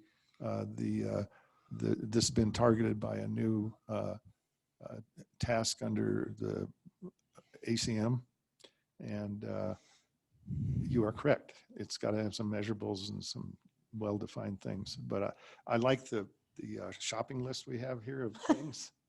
I like that there is a measurable list. Yeah. So, but, I mean. Yeah, how much they cost each and stuff, yeah. Well, not just that, it's, making sure that it can actually be accomplished and stuck to. So, can it be? Okay, so if you want me to, I'll just chime in real quick. We are examining right now, we're going out to talk, we're getting some having preliminary discussions with local contractors to see if it's feasible. So we are examining that right now to see if that list of items that is a continuous list every year for downtown, right? Mhm. It could be completed within that earmark that we have for the 2% sales tax that we have. Because because ever since I've lived here, I've never seen any of those things done. Really, things have started to get done, and I know that it's a process and time, but it's always been dusty and it's high volume traffic, so I understand it's never going to be pristine, but I've seen flowers planted at McDonald's, and that's all through volunteers, but it's city funding, I think. And then I haven't seen things power washed. I know CDOT sweeps the highway every now and then, but other than that, I'm not real, and I'm not trying to degrade the services. They're there, but I feel like the fund is a lot higher than the services that are being given. So if we could do that measurably and see that, and perhaps say, if these aren't accomplished, the money will be returned, rather, will be credited, rather, you know what I mean? Like, Well, let just me- like we're threatening Main Street Yeah. with a measurable success in certain areas. If this is earmarked for those things, then we expect those things to be accomplished. Period. I'll just say that we are doing a lot of these ourselves through our staff today in terms of, there are things that it may not see, but there's a lot of downtown projects that are being done that account for that amount of money. But the thought would be to move this towards more of a contract downtown that's really focused on certain areas, the areas that we have the most requests from our local businesses. But the key piece is that we've always narrowly defined downtown, but in reality, who's paying for these funds are anywhere from Everyone. Walmart all the way to Right. Everyone. everyone. So we actually probably narrowly Well, defined I it too take much. that back. Yeah. For the vendors' fees, it's not everyone. It is the people that shop here. And it's people that don't live here as well. So there are a lot of people that pay for those fees who won't receive the benefit of those services either. So, Well, if I may, yeah. You're next, you bet. I would say that it is the retail shoppers that are paying the vendor fee. Business isn't paying the vendor fee. Our people shopping in our town and buying retail products are paying the vendor fee in the form of our sales tax. And as I said I think the last time we talked about this, there has been multi-millions of dollars out of the general fund and the 410 fund spent on improvements all the way through the corridor on Highway 24 and out 67, leveraging money from the federal government to improve those arteries through our town. And so I just want to make that clear and that point, but also for accountability, the revenues are accounted for in a specific line item. And so we can identify those very easily. And then as far as the expenditure side of things and where those funds are being used, if it's in a contract, as been discussed, that also can be specifically line itemed in the accounting records so that you can easily identify where they're being spent and for what. So I think Hillary, what you're requesting and wanting to see over time so that you can see that it's actually happening the way it's being described can be facilitated from my experience. And we can establish what council would like to see in terms of, well, we probably, staff would propose because we have some responsibilities downtown that we'd want to incorporate in those as well, and see, where that the costing of that contract would be. Yeah, exactly as Councilmember Kay said, this would be a contract that the city would administer internally to the city, and we'd have metrics on it and perform a performance clause to make sure that we were getting what we pay for. And So- specific itemized expectations of what the duties are of the contract. Yeah, the shopping list is just the start of that. Yep. Rusty, What I would I like beg to your see, pardon. Were you done, Kelly? I am thinking. Okay, thanks. what I would like to see is the line item in both the general and the 410 that says vendor fee go away, because it's confusing when you read the municipal code.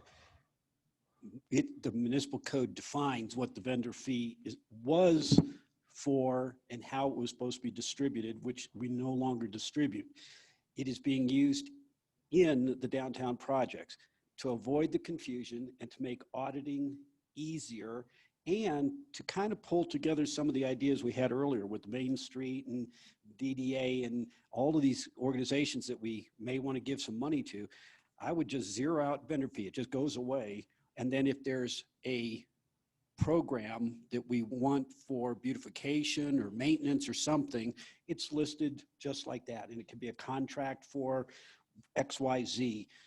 It can be part of that 15,000 or 20,000 for Main Street would come out of this pot of money.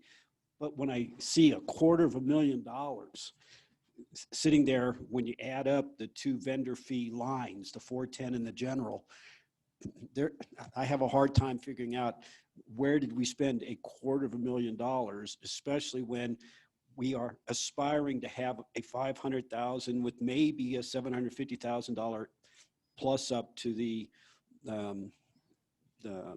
capital reserves. This could be some of that. So I would just like to see the vendor fee go away, and this kind of honors what Elijah Murphy came in and read a couple council meetings ago. I went and spoke to him to make sure I understood what the message was, and he just wants to see the money accurately accounted for. And by having vendor fee being spent on beautification projects, it's just not proper accounting, and I agree with him. So I promised him I would try my best to see the line vendor fee go away, and then we appropriately list whatever the money is we want to allocate it to something else. Mr. Mayor, may I? Thank you. May I just make a comment? Yeah, go ahead. You have to take the revenues in as a revenue. So we can name them differently, Correct. but they have to come into the system as a revenue and then expended in an expenditure line. And so I think we're talking the same talk. And I would disagree that it has not been accounted for improperly. So I just have to get. And I guess saying that it's been accounted for improperly, it's not easy to just pull open the budget and know, okay, this money is going to be spent this way. You'd have to actually go over to Darren or Emily and say, how did we spend it? And they could probably pull it all up. It's just, it's not easy to know how that money is was going to be spent. And let me just say that the contract would fix that. I mean, you would Yes. know that those funds were being Correct. specifically paid Absolutely downtown. correct. But I agree with Councilmember Case in that historically, we're probably still ahead of the game in terms of the dollars that we put downtown. I know they're saying, hey, we're not seeing it this year, but I mean, it's about in totality, how much money have we put downtown since this ordinance passed to earmark these funds for these purposes. And based on the history, we're probably still ahead of the game downtown. And we've been accused of saying, no, we're not putting anything towards it. That's not true. There's millions of dollars that were put downtown. And so Kelly brings up a great point, I think, that needs to be said to our community because it's been misinterpreted or our community's been misinformed on the issue. So, but I will say, I think this is a great mechanism for accountability, that you have a contract that goes to these very specific purposes in a defined area that what the ordinance says downtown. So now we define it, and now you can check and see that these funds are being appropriate or being used in the right way. Okay. Agreed. Easily traced. Yeah. Correct. Yeah, I will pitch in here and say, yowza, yowza, yowza. The accounting, being an amateur in that, is absolutely a better accountability with this mechanism than we currently have, which has been one of the gripes for years. This will give absolute metrics to, I'm not trying to make a sales pitch here, but I realize from an accounting standpoint, this is much stronger. A contract, when you have somebody do your driveway or whatever, you have certain metrics and performance. This will have actual performance. The problem is we've having done this in-house, a lot of this gets muddied. And I think with a contract, this helps us be clear on our deliverables, performance, and certainly line item accountability. Jim, just in time, we're on vendor fee. Robert, would you like to go next, and we'll catch perspective? So firstly, in my opinion, the vendor fees belong in the hands of the business owners. And we have, in my opinion, been irresponsible in accounting for it over the years. And I think that's a high level of frustration with our business owners who are seeing these funds, firstly, not going back to them, but secondly, not being properly defined in being allocated to projects within the city. So my first preference is the vendor fees go back to the business owners. If we don't have enough votes for that, my second is absolutely contract specific is helpful in establishing that. And to say that we're probably ahead of the game is a little out of character. And I think that we need to define it. We need to measure it, like we've been saying all evening in terms of all deliverables, whether it's from the visitor center or from the Main Street. We need to be looking at measurables, and it gives our community confidence that we are appropriating dollars correctly. So drilling down on it with specific contracts is certainly good. I would say that I'd like to see input from the business owners of what they would like to see. So it'd be good to say, okay, business owners, as the city has not yet approved or authorized the return of your vendor fee to you, where would you like to see it go? And then create a list of the areas that they feel are important and get community weigh in as well, but probably start with the businesses and then look at, allocating improvements according to what they see as a priority. If I can, I think that we get this input from the businesses almost every year in terms of they coming to us and asking us for certain things to be done downtown. So we have a pretty decent idea, but I agree. I think we probably refine that list or maybe expand it depending on how much a contract might be. So I mean, I'm agreeing with you. Thanks. I'll make a short comment. The council's here to make some decisions and give some guidance. So we're not going to take a community poll, but I think a community poll is taken daily by staff. Certainly all of us here have listened to our citizens and our businesses. So we know what some of these things are. In fact, they're listed here, most of them. But we need to give some council direction, and I'm determined to get some direction to staff, I should say, staff direction tonight. But Jim, you're up. Excuse me, I've obviously over the last few months have been hearing a lot about the vendor fee. I think there's I'm not going to go too long here, just want to reiterate some things that I've said in the past. A lot of people misunderstand what is possible to be done with the vendor fee. It was obviously originally instituted because there was a lot of paperwork involved. That paperwork has been replaced in the operations of a business, particularly in retail businesses, as a cost for running credit cards. My dad owned at his height 108 Burger Chef restaurants in Indiana, Ohio, Kentucky, and West Virginia. When credit cards were beginning to proliferate in fast food businesses, my dad constantly refused to do it because he didn't want to pay the then 4% or more, depending on the type of credit card people used, that would have to go to the credit card companies. That is a new fee that is related to sales tax that does exist and can be offset with a vendor fee refund. And I use the term vendor fee refund because that's what it is. It's meant as a refund for the cost of doing business. And more specifically, the statutory purpose is that, but it's not stated in the statute that that's what it is. It's just a vendor fee refund. So we can do whatever we want with this. The second principle that I operate on is every bit of tax that is taken from a business or from an individual, and frankly, in this case, it's from individuals, is taken from money that belongs to those people. So I think we can reasonably side with getting more money back into the hands of people than less. And I believe that government services can take the hit for that as long as we are making sure we're funding our basic services. And as I've said many times, much of what we do in the city are not basic city services. So lastly, in this COVID-19 situation, I would like to see at least for the next year, a vendor fee refund instituted of as significant amount as possible.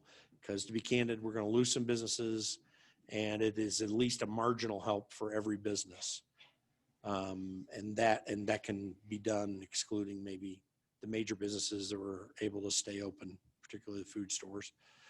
Of course, we have to look at getting rid of the grocery tax fee. But anyway, the more money back into the hands of the people, the better it serves the community and or the geography where that money is placed back in, whether we feel like we can see it or not.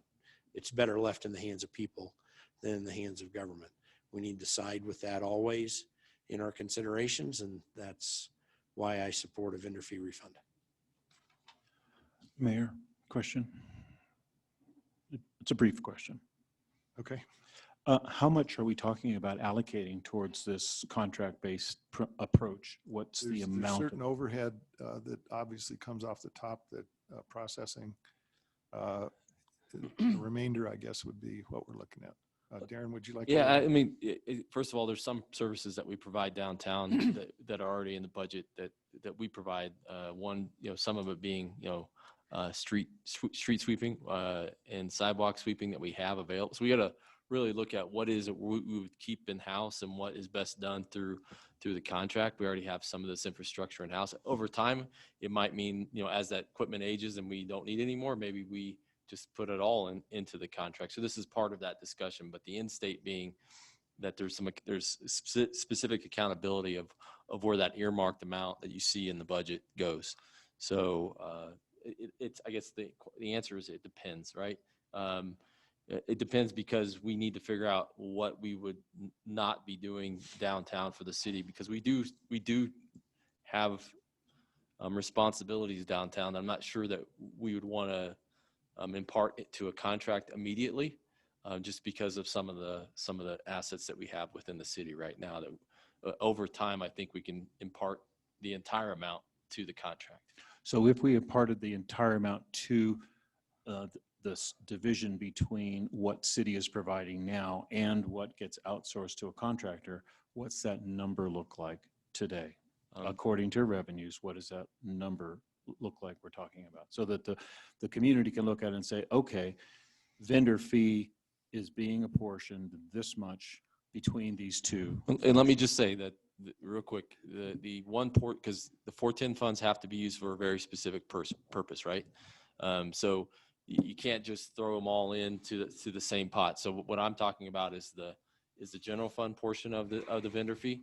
The 410 funds would have to be apportioned to capital that our voters voted for those funds to be used for.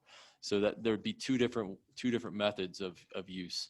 So there would be projects that would be done downtown that would be those capital projects. They might not be every year. It might be, you might accumulate 3 or 4 years and then you do a major project, but it would be a fund that would be separated out that you would see that would accumulate over time. Does that make sense? And then so Emily, if you got the number. You would want a separate fund for it? We can talk about it in a bit. Because right now it's budgeted roughly 150. Something to keep in mind though. I just looked at our top 10 filers, which are mostly corporations from outside the community. They're almost 70%. So do we want to get, I mean, that's what I'm kind of confused with this conversation when we talk about giving the money back. Well, so yeah, I'm confused too. 70% of that money back to the corporations?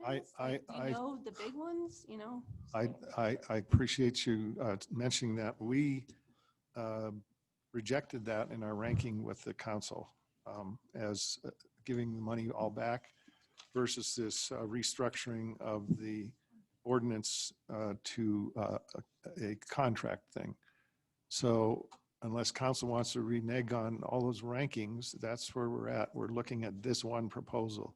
If council wants to, I mean, we've gone through weeks and weeks of this.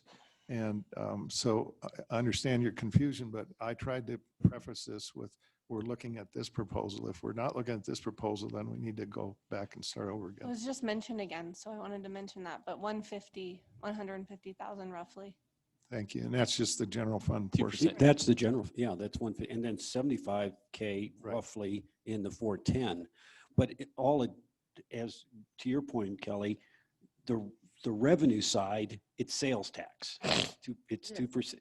So just we've account accounted in a for it. Separate line item. Right. 2% of the sales tax is what we then placed into a vendor fee line for giving back out, which what we should do is we still collect the sales tax at 100% of the collection. And then what we should do is, instead of having a vendor line 2%, I'm using just the general fund, but it pertains to 410. Instead of 2% then saying vendor fee / contract, we just need to decide how much we want to allocate on a line for beautification contract.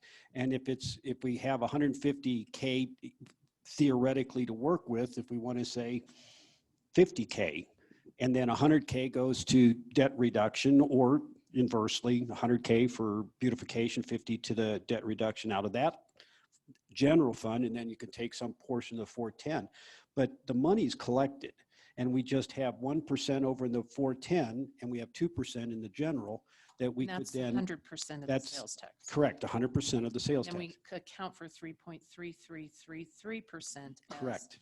We'd take that much out and move it into It's- the separate line item. Right, it's a Called a spreadsheet, contractor so- beautification line Yeah. instead of vendor, so it Yeah. loses this confusion. And maybe when we, if and when we do this new ordinance or change the ordinance, maybe we define that term of revenue more precisely and not be misleading with it. And then the correlating expense described as the contract for downtown, whatever we call it. And then it would be a little more clear and less misleading. And Mayor, if I can highlight just one thing that I That's the think that accounting. Councilmember Case just said, is that both of these items that we've just mentioned, in the way that we're talking about, would likely require an ordinance to change in order to execute these in 2021. So keep in mind that we need to be especially the business license. That's an ordinance. That would be an ordinance change that we'd have to affect. And there's some other things with that, but depending on how we go about this, we might need an ordinance change for the vendor fee, unless we're going to not use 3.3%, which is what the percentage is that we use for the 2% and 1% sales tax. So just to be clear, the economy of grouping these into a single contract or two maybe is always more efficient in a contracting basis. So if we have one contract for Christmas lights and another one for trash can replacements and one for power washing, we're going to lose the effectiveness. On the other hand, we may not have contractors who can do all that. So I think that there's yet to be determined. So we're looking at a philosophical consensus here, or lack thereof, whatever. And as opposed to the intimate details, which will become accounting principles that some of us know about. Yeah, and it seems like it kind of helps with a couple of issues that have been ongoing over the years, and that's how do we keep the downtown more clean? And I would invite the businesses to engage too. I know when I helped sweep in the cleanup in May, and there were some that had swept off and on over the course of the winter and some that hadn't. And it was very apparent. It made it a lot harder to clean up those that hadn't. So, that's in the old days. I remember shop owners would open up, they'd go out, they'd put their pots out and make it pretty, and they'd sweep and put a welcome mat out and invite their customers in. So that's another component, but it seems like it helps with that has been a contentious issue in the past with businesses, and with doing something with the vendor fee at the same time. Yeah, I mean, I remember the days when we got here and you could diagonal park in front of Tres Hombres and there wasn't any of this slop and stuff going on. So the vendor fee aspect that we've looked at for council and we talked about for months is trying to help the businesses, right?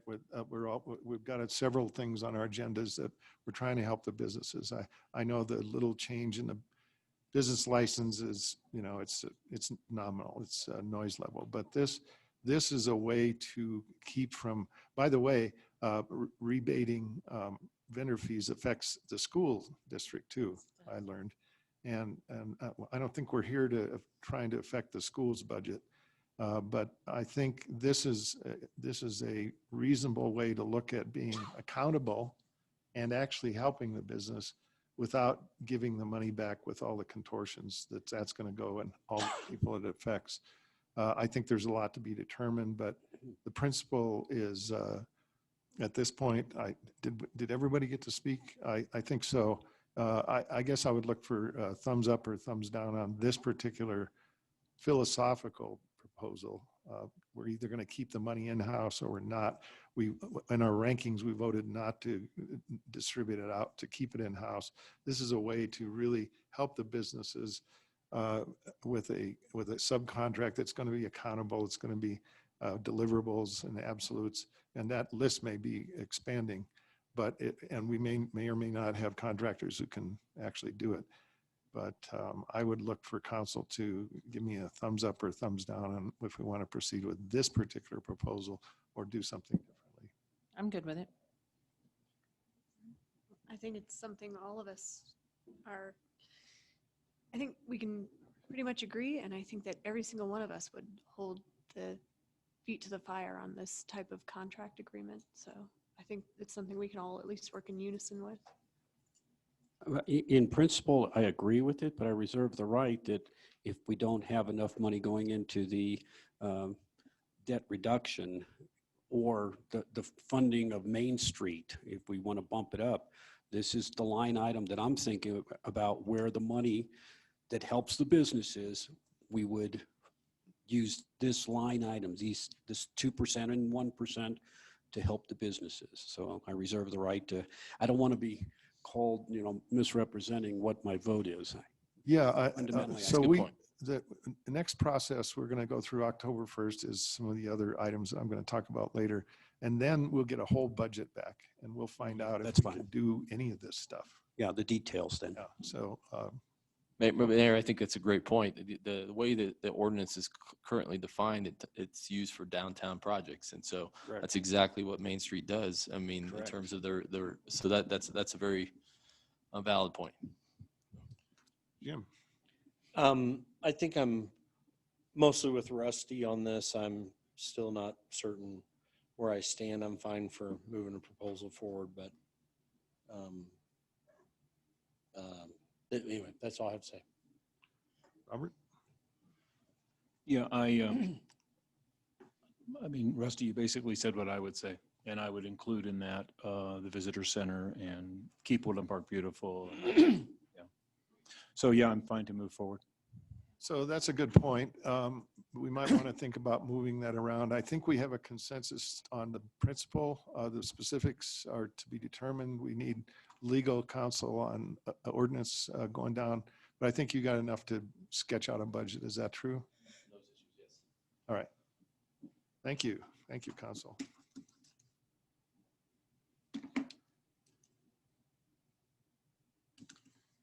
I'm going to we're at 2 hours, which is our rest break, and some of us need to take that.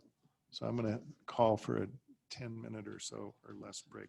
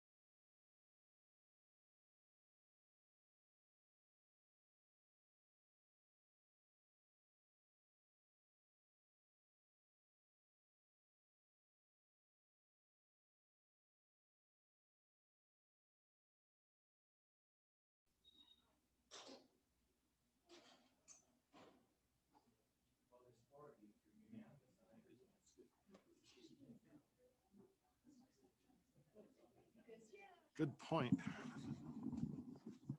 We just lost Kelly. Lost Jim. Yeah.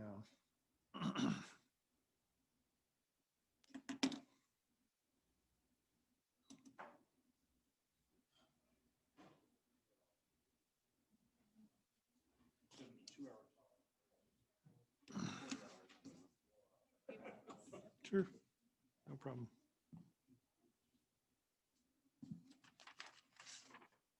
All right.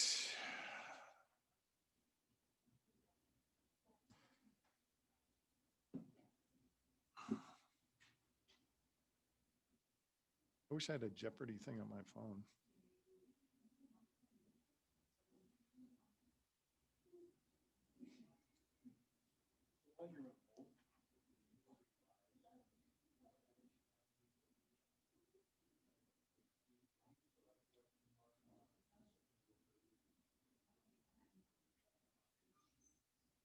I don't know, whatever it says.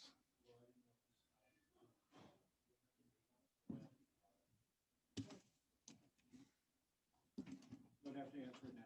Yeah, because I'm not going to. I don't know the answer. But can I do that some other time? Yeah, we can. Because we're, I just said while we were filling in.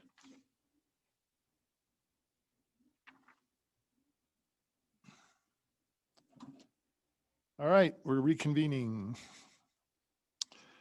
Next item on the agenda, the rest of this should go pretty quickly. I'm just going to read what was in our analysis.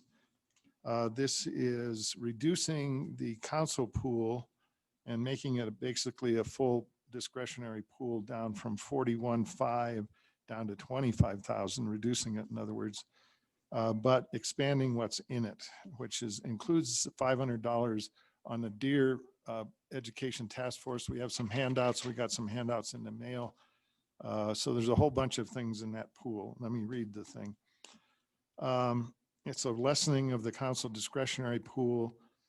The intent is reduced from 41.5 in 2019 to 25,000 total for all of the training, facilitators, specialized consultants and legal, council staff, fraternization dinners, digital voting mechanism, other digital licensing, remote consequences, the DEER study, et cetera.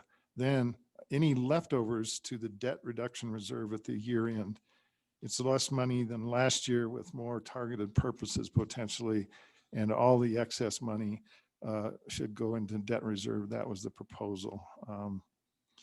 Comments? Hillary, you're first.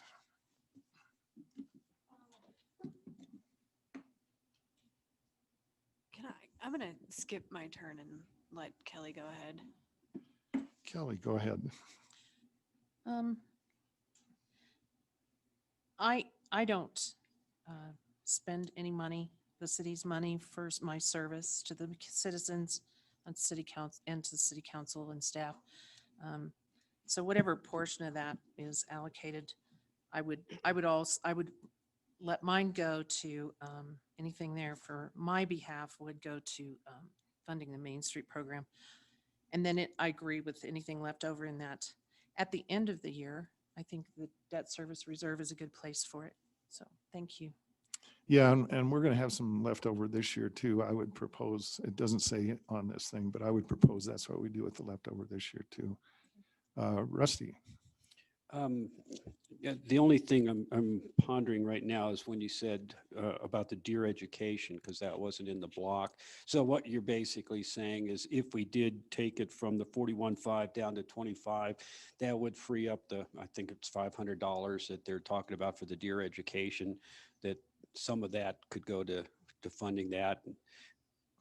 It's one of our discretionary things we had in the budget last year. Okay. It was 2,000 last year, I believe, and this year they just want 500. 500. These are part of our discretionary funds. I Are the see. deer learning anything?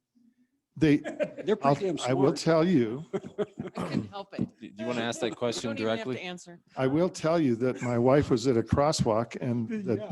mother, the doe and two fawns walked right straight. They waited and everybody stopped and they walked straight across the crosswalk. So They They are learning something. They are learning apparently, and apparently they understand English better than some of us. But just They know kidding. the difference between a bright light or, your brights and your normal lights in your car. Normal. Do they? And the only thing I would look at is, Suzanne, the amount of ink that I'm consuming is not going to break the bank, right? Okay. That's the only thing I have as an expense is the ink for my printer. So I'm good with that, Bill. Remember that all the excesses goes right into, in my proposals goes into debt reserve. So even if it's 24.5 or something. And your Uh, Mayor, if I might just oh. interject to make sure we're all on the same page. So the total funding this year was the 41,500 Main Street, the community investment program, all those things. The intent, as I understand it, was to reduce all of council expenditures to the 21 or 25,000. And inside of that 25,000 would be the Deer Task Force, any other special projects council's working on, and expenses. I just wanted to make sure that was. I will say that because this proposal was based on a token amount from Main Street, that doesn't really work well. But with the other proposals that we talked about just in the last segment, I think we've got an opportunity to fund that out of the other place. So it's still a wash in my mind. However, if we do Main Street, then we got no money left. So Yeah. I think you understand that, right? Yeah, Mayor, and I can, can I just give a quick update to where we're at right now? So we Sure. have 10,500. So for this next year, we have projected right now 10,500 in you want a pool, but right The now, whole thing, yeah. but let's say what is currently broken out into travel and training, 10,500, supplies, 1,000, meetings, mileage, and meals, 3,000. That's 14,500. Then you go down to your discretionary. We have the 15,000 for Woodland Park as a placeholder, and Woodland Park Main Street as a placeholder, and then $500 for the Deer Education project line item, for a total of $30,000 right now. So. Yeah, so based on the Main Street thing and the excellent suggestion from the council, at least a couple of council, to put that in that vendor fee pool, I think that we're still sitting at 25. In other words, if we're putting 15 or 30 out of that discretionary fund, it blows this proposal. This proposal is based on 0 or 1,000 or some token amount. Just with that clarification, Jim. I have no comment. I'm fine with the proposal. So, Robert? I'm glad the deer are getting smarter. Yeah, I'm glad that means we have one less item to consider and discuss on here, because H is now going away. It's like absorbed as part of what we're. It is true. I'm all for that part. All right, with the with the understanding that the Main Street portion is a problem with this proposal and that you can probably put it somewhere else, it sounded like we have a consensus, because we're going to put all the excess into debt reserve at the end. Whatever we call that thing. Emily's having a panic. I was just thinking with COVID and the travel and training, if there's somewhere where you would want to reduce, because it's pretty high at 10,500. I mean. No, this is a whole pool of money with a whole bunch more things we're going to do. We're not breaking it out like that. This is a big pot of money. Mayor, I did forget one question. Okay. Okay, so my question is, how much of that 41.5 did we spend this year, and how much is left over that was unspent? I can tell you real quick. We did spend the 15,000, so that was part of it. We did not do. We do community investment this year. Yeah. 1,000. Yeah, so 25,000 there. We are in the process of spending the $2,000 on signage with CDOT if it comes out for. Sorry, yeah. But are you looking at this year? Yeah, this year. So far? Okay. Yeah. Well, then We're probably. these are estimates. That might go up a little bit. Projected. We're looking like projected $30,000 for year end out of 41,500. Roughly. So we're already underspending. Good. We are right now. Yeah, Yes. okay. But that included the Main Street 15K. Yes. And the community investment at 10,000.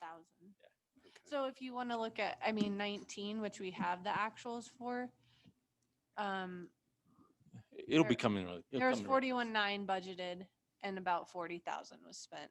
So it's usually less, we should try to do budget more and then spend less than what you're budgeting. From some of the expenses that are coming in, I'm guessing it'll be underspent by about $5,000 to $10,000. So I sort of heard consensus on approximately what we want to do with this. It's a big pool of money. It's not line item. But we're going to try to do more things with it. All right. Without further ado, I'm going to whip through some of these other things. The number E, 2AE talks about 25% UFBR. The staff is working on this. They have confidence in doing that. The F is the water tap fees. This item is to assist businesses and citizens. So it's talked about the impacts. We're waiting staff impacts on that, so we'll be getting budget numbers on that. And council will make a determination on both all the rest of the things I'm going to speak about on October 1st, because we'll have much more budget information from staff at that point. The capital projects and FMP, the staff are working on these proposals. We'll also have those available, more information from the staff. Mr. Mayor, what is FMP, please? Fleet management. RFP, I think is what you meant, right? Fleet management. Oh, plan. fleet management. Okay. I mean, these are, Program? yeah, Okay, thank you. fleet management plan, sorry. So those are, and then we talked about deer education. We're gonna- Val? Yeah, sorry. Before we leave the fleet management, I know it's not on the agenda, but last meeting, we talked about the VURC, where I was going to take a look at it. And I do have some comments or requests. Should that be tied in with the FMP right now, or should I wait till later? Why don't you bring them up October 1st? I was hoping to give some guidance to the staff so they could take a Well, look at it. Let me go through this and then, Come back to it if we have time. yeah, it's not really related to FMP. True. Just so you understand, this was a policy issue that the city administration can look at for operational efficiencies. And I was going to leave it at that. But if you'd like to pursue it further, we should do that. Kind of like an item K. Or Bring it up at K. next agenda further to get some more information. Well, it's to provide some guidance to the city staff in terms of what could they possibly look at eliminating certain vehicles from certain places. You had in your VURC 15 vehicles. I sat down with David, and we went through each vehicle, and then we looked at where the big blocks of vehicles are. And there are some possibilities of lowering or removing 3 vehicles and then having a float vehicle, so saving 4 vehicles. Yeah, that kind of detailed, I would like to bring up next meeting if you would. Next one, okay, Because I have intimate knowledge of this. okay. And we're, Yeah, Rusty, just if you want to, just contact me and we'll talk I'll do about it. Right? directly. Yeah. deer education, we talked about that. We're wrapping that up into the council pot. Except to say, I think it's great that the kids are engaged in this deer education thing. I think that's, so that anyone who's listening who thinks we're just blowing it off, I do want people to know, I think it's great that they put that much time, energy, and dedication into, what is it? They have, what's it called? Whisperer? Deer whisperers. We could have a deer whisperers club or something. I love it. So we do have handouts that we have for the deer education process. We had a submittal of the proposal, which is $500. It's laid out here. I think council studied this to the extent we're going to, I guess. But it's clearly laid out in a couple of pages what the $500 is going to be spent on. It sounds useful to me. Darren, did you want to say anything more about it, or? I didn't. Claudia Miller's here. If you have any questions for her, she's the one that who proposed it. So back here. So appreciate it. We've met with Claudia over the last 6 months. Just recently met with her with signage and hotspot analysis that we did. So we're trying to address it, and this is just another way for the following year to address the same issues. I read all the material minus the things we got today. Does council have any questions for the applicant or the presenter? No. But thank you for coming. And I- what you're doing. Thank Great you. packet. Well, I'd certainly be okay We're for her to make giving you a a comment. thumbs up, so. Yeah. Thank you. Well, I would certainly be okay for her to say what she wants to say. She's been here the whole time, and I can give her a couple of minutes. If that's, you're okay with that. Well, she declined, Oh, did she? so Oh. I don't think, Oh. I'm not trying to force her into doing anything.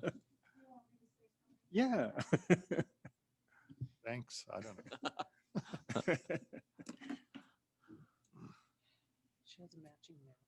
As a teacher, it's just been such a wonderful experience to have this past year. And I've gained a lot of insights from, last fall when we were proposing different phases of this program, and to see the children, the young wildlife ambassadors that have been impacted from their study on wildlife, and the people in the community that have supported it, and to see them feeling that they are a part of our community, working with the police, working with CDOT to try and note hot spots in the community and doing 3D models. And actually it was interesting that CDOT looked at that, and we had mapped out some hot spots, and they thought it was beneficial. But the kids felt so empowered.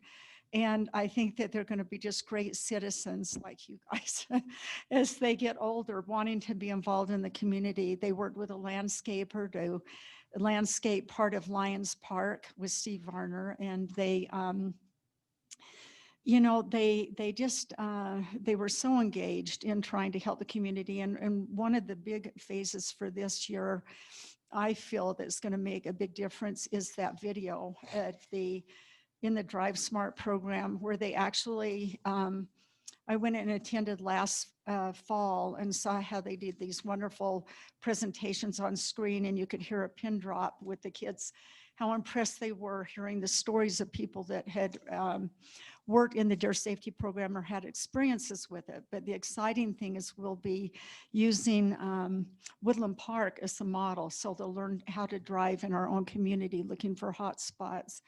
And I think it's going to be a really neat venture for us, another venture. We had to limit some of the phases just because of the COVID, but we're taking it on a little bit each year and can keep reporting on hopefully successes with it. But thank you for this opportunity, because I'm all about the kids and they are all about our community. So pretty excited about it. Thank you. Thank you. Appreciate it. Next, we have, council directed that operate the UPCC in the black. We're within $900. In my mind, that's good enough. I don't think anybody on council is worried about that. And if with consensus, I would table or send that off to excellent job, and we're going to get that off our agenda. Yep. Is this minus 900 is in the black as far as I'm concerned. It is. The WAC at 80%, we received some, oh, by the way, we received a very nice slideshow from the Cultural Center that showed all the wonderful things they're doing, and the accountability. We'll see that in the final budget. Pending what those numbers look like, they should be the same. We move on from that. We'll also be getting some additional information. We have some handouts that came late to us about the Woodland Aquatic Center and various things that the council has been examining. We'll look at those handouts. We have some nice handouts and information from the Recreation Department, and we'll also discuss and work on those on October 1st. Um, Mayor, Yes. can I make a comment on that one? Just ahead. a preliminary, I mean, like in advance of that being fully discussed? Yeah. Okay, At the floor. so I looked through some of the presentations that came to us from other aquatic centers or the equivalent swimming pools, whatever, from other communities. And after reading it all and realizing there's a whole bunch of different ways they calibrate how their profits are made or how they're operating in a recovery program, I just like to encourage all those people who are looking at this issue to look at what happened when we broke the 4-minute mile. Nobody could ever do it. Nah, I can't break 4 minutes. Nah, you can't do it. And then all of a sudden one guy did, and then it multiplied, it got accelerated. And I just want to say that I've seen some really exciting energy behind our aquatic staff in being creative of how to generate programs that make money.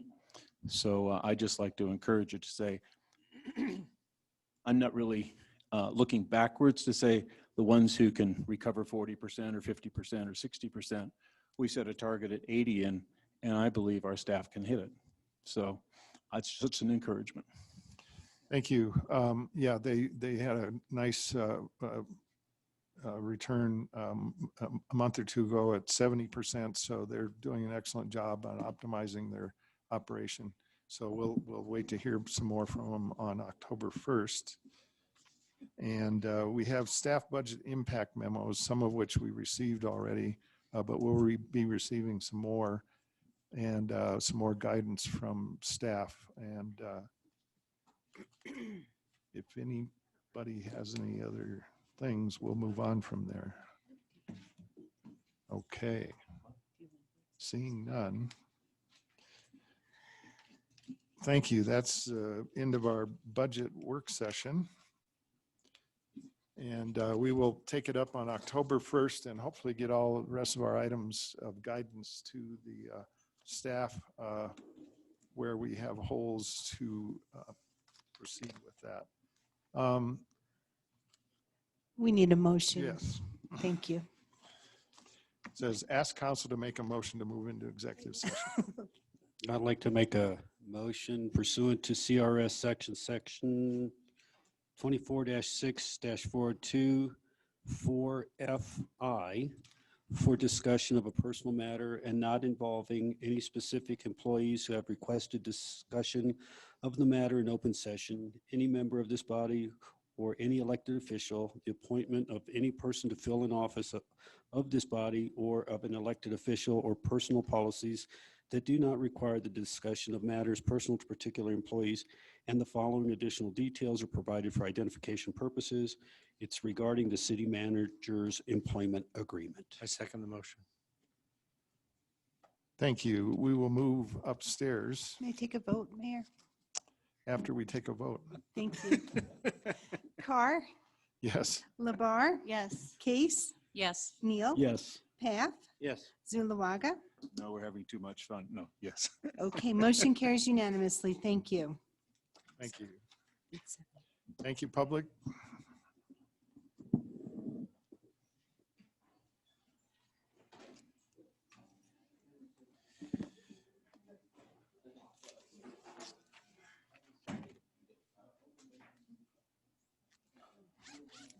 Mayor, can I see that graph?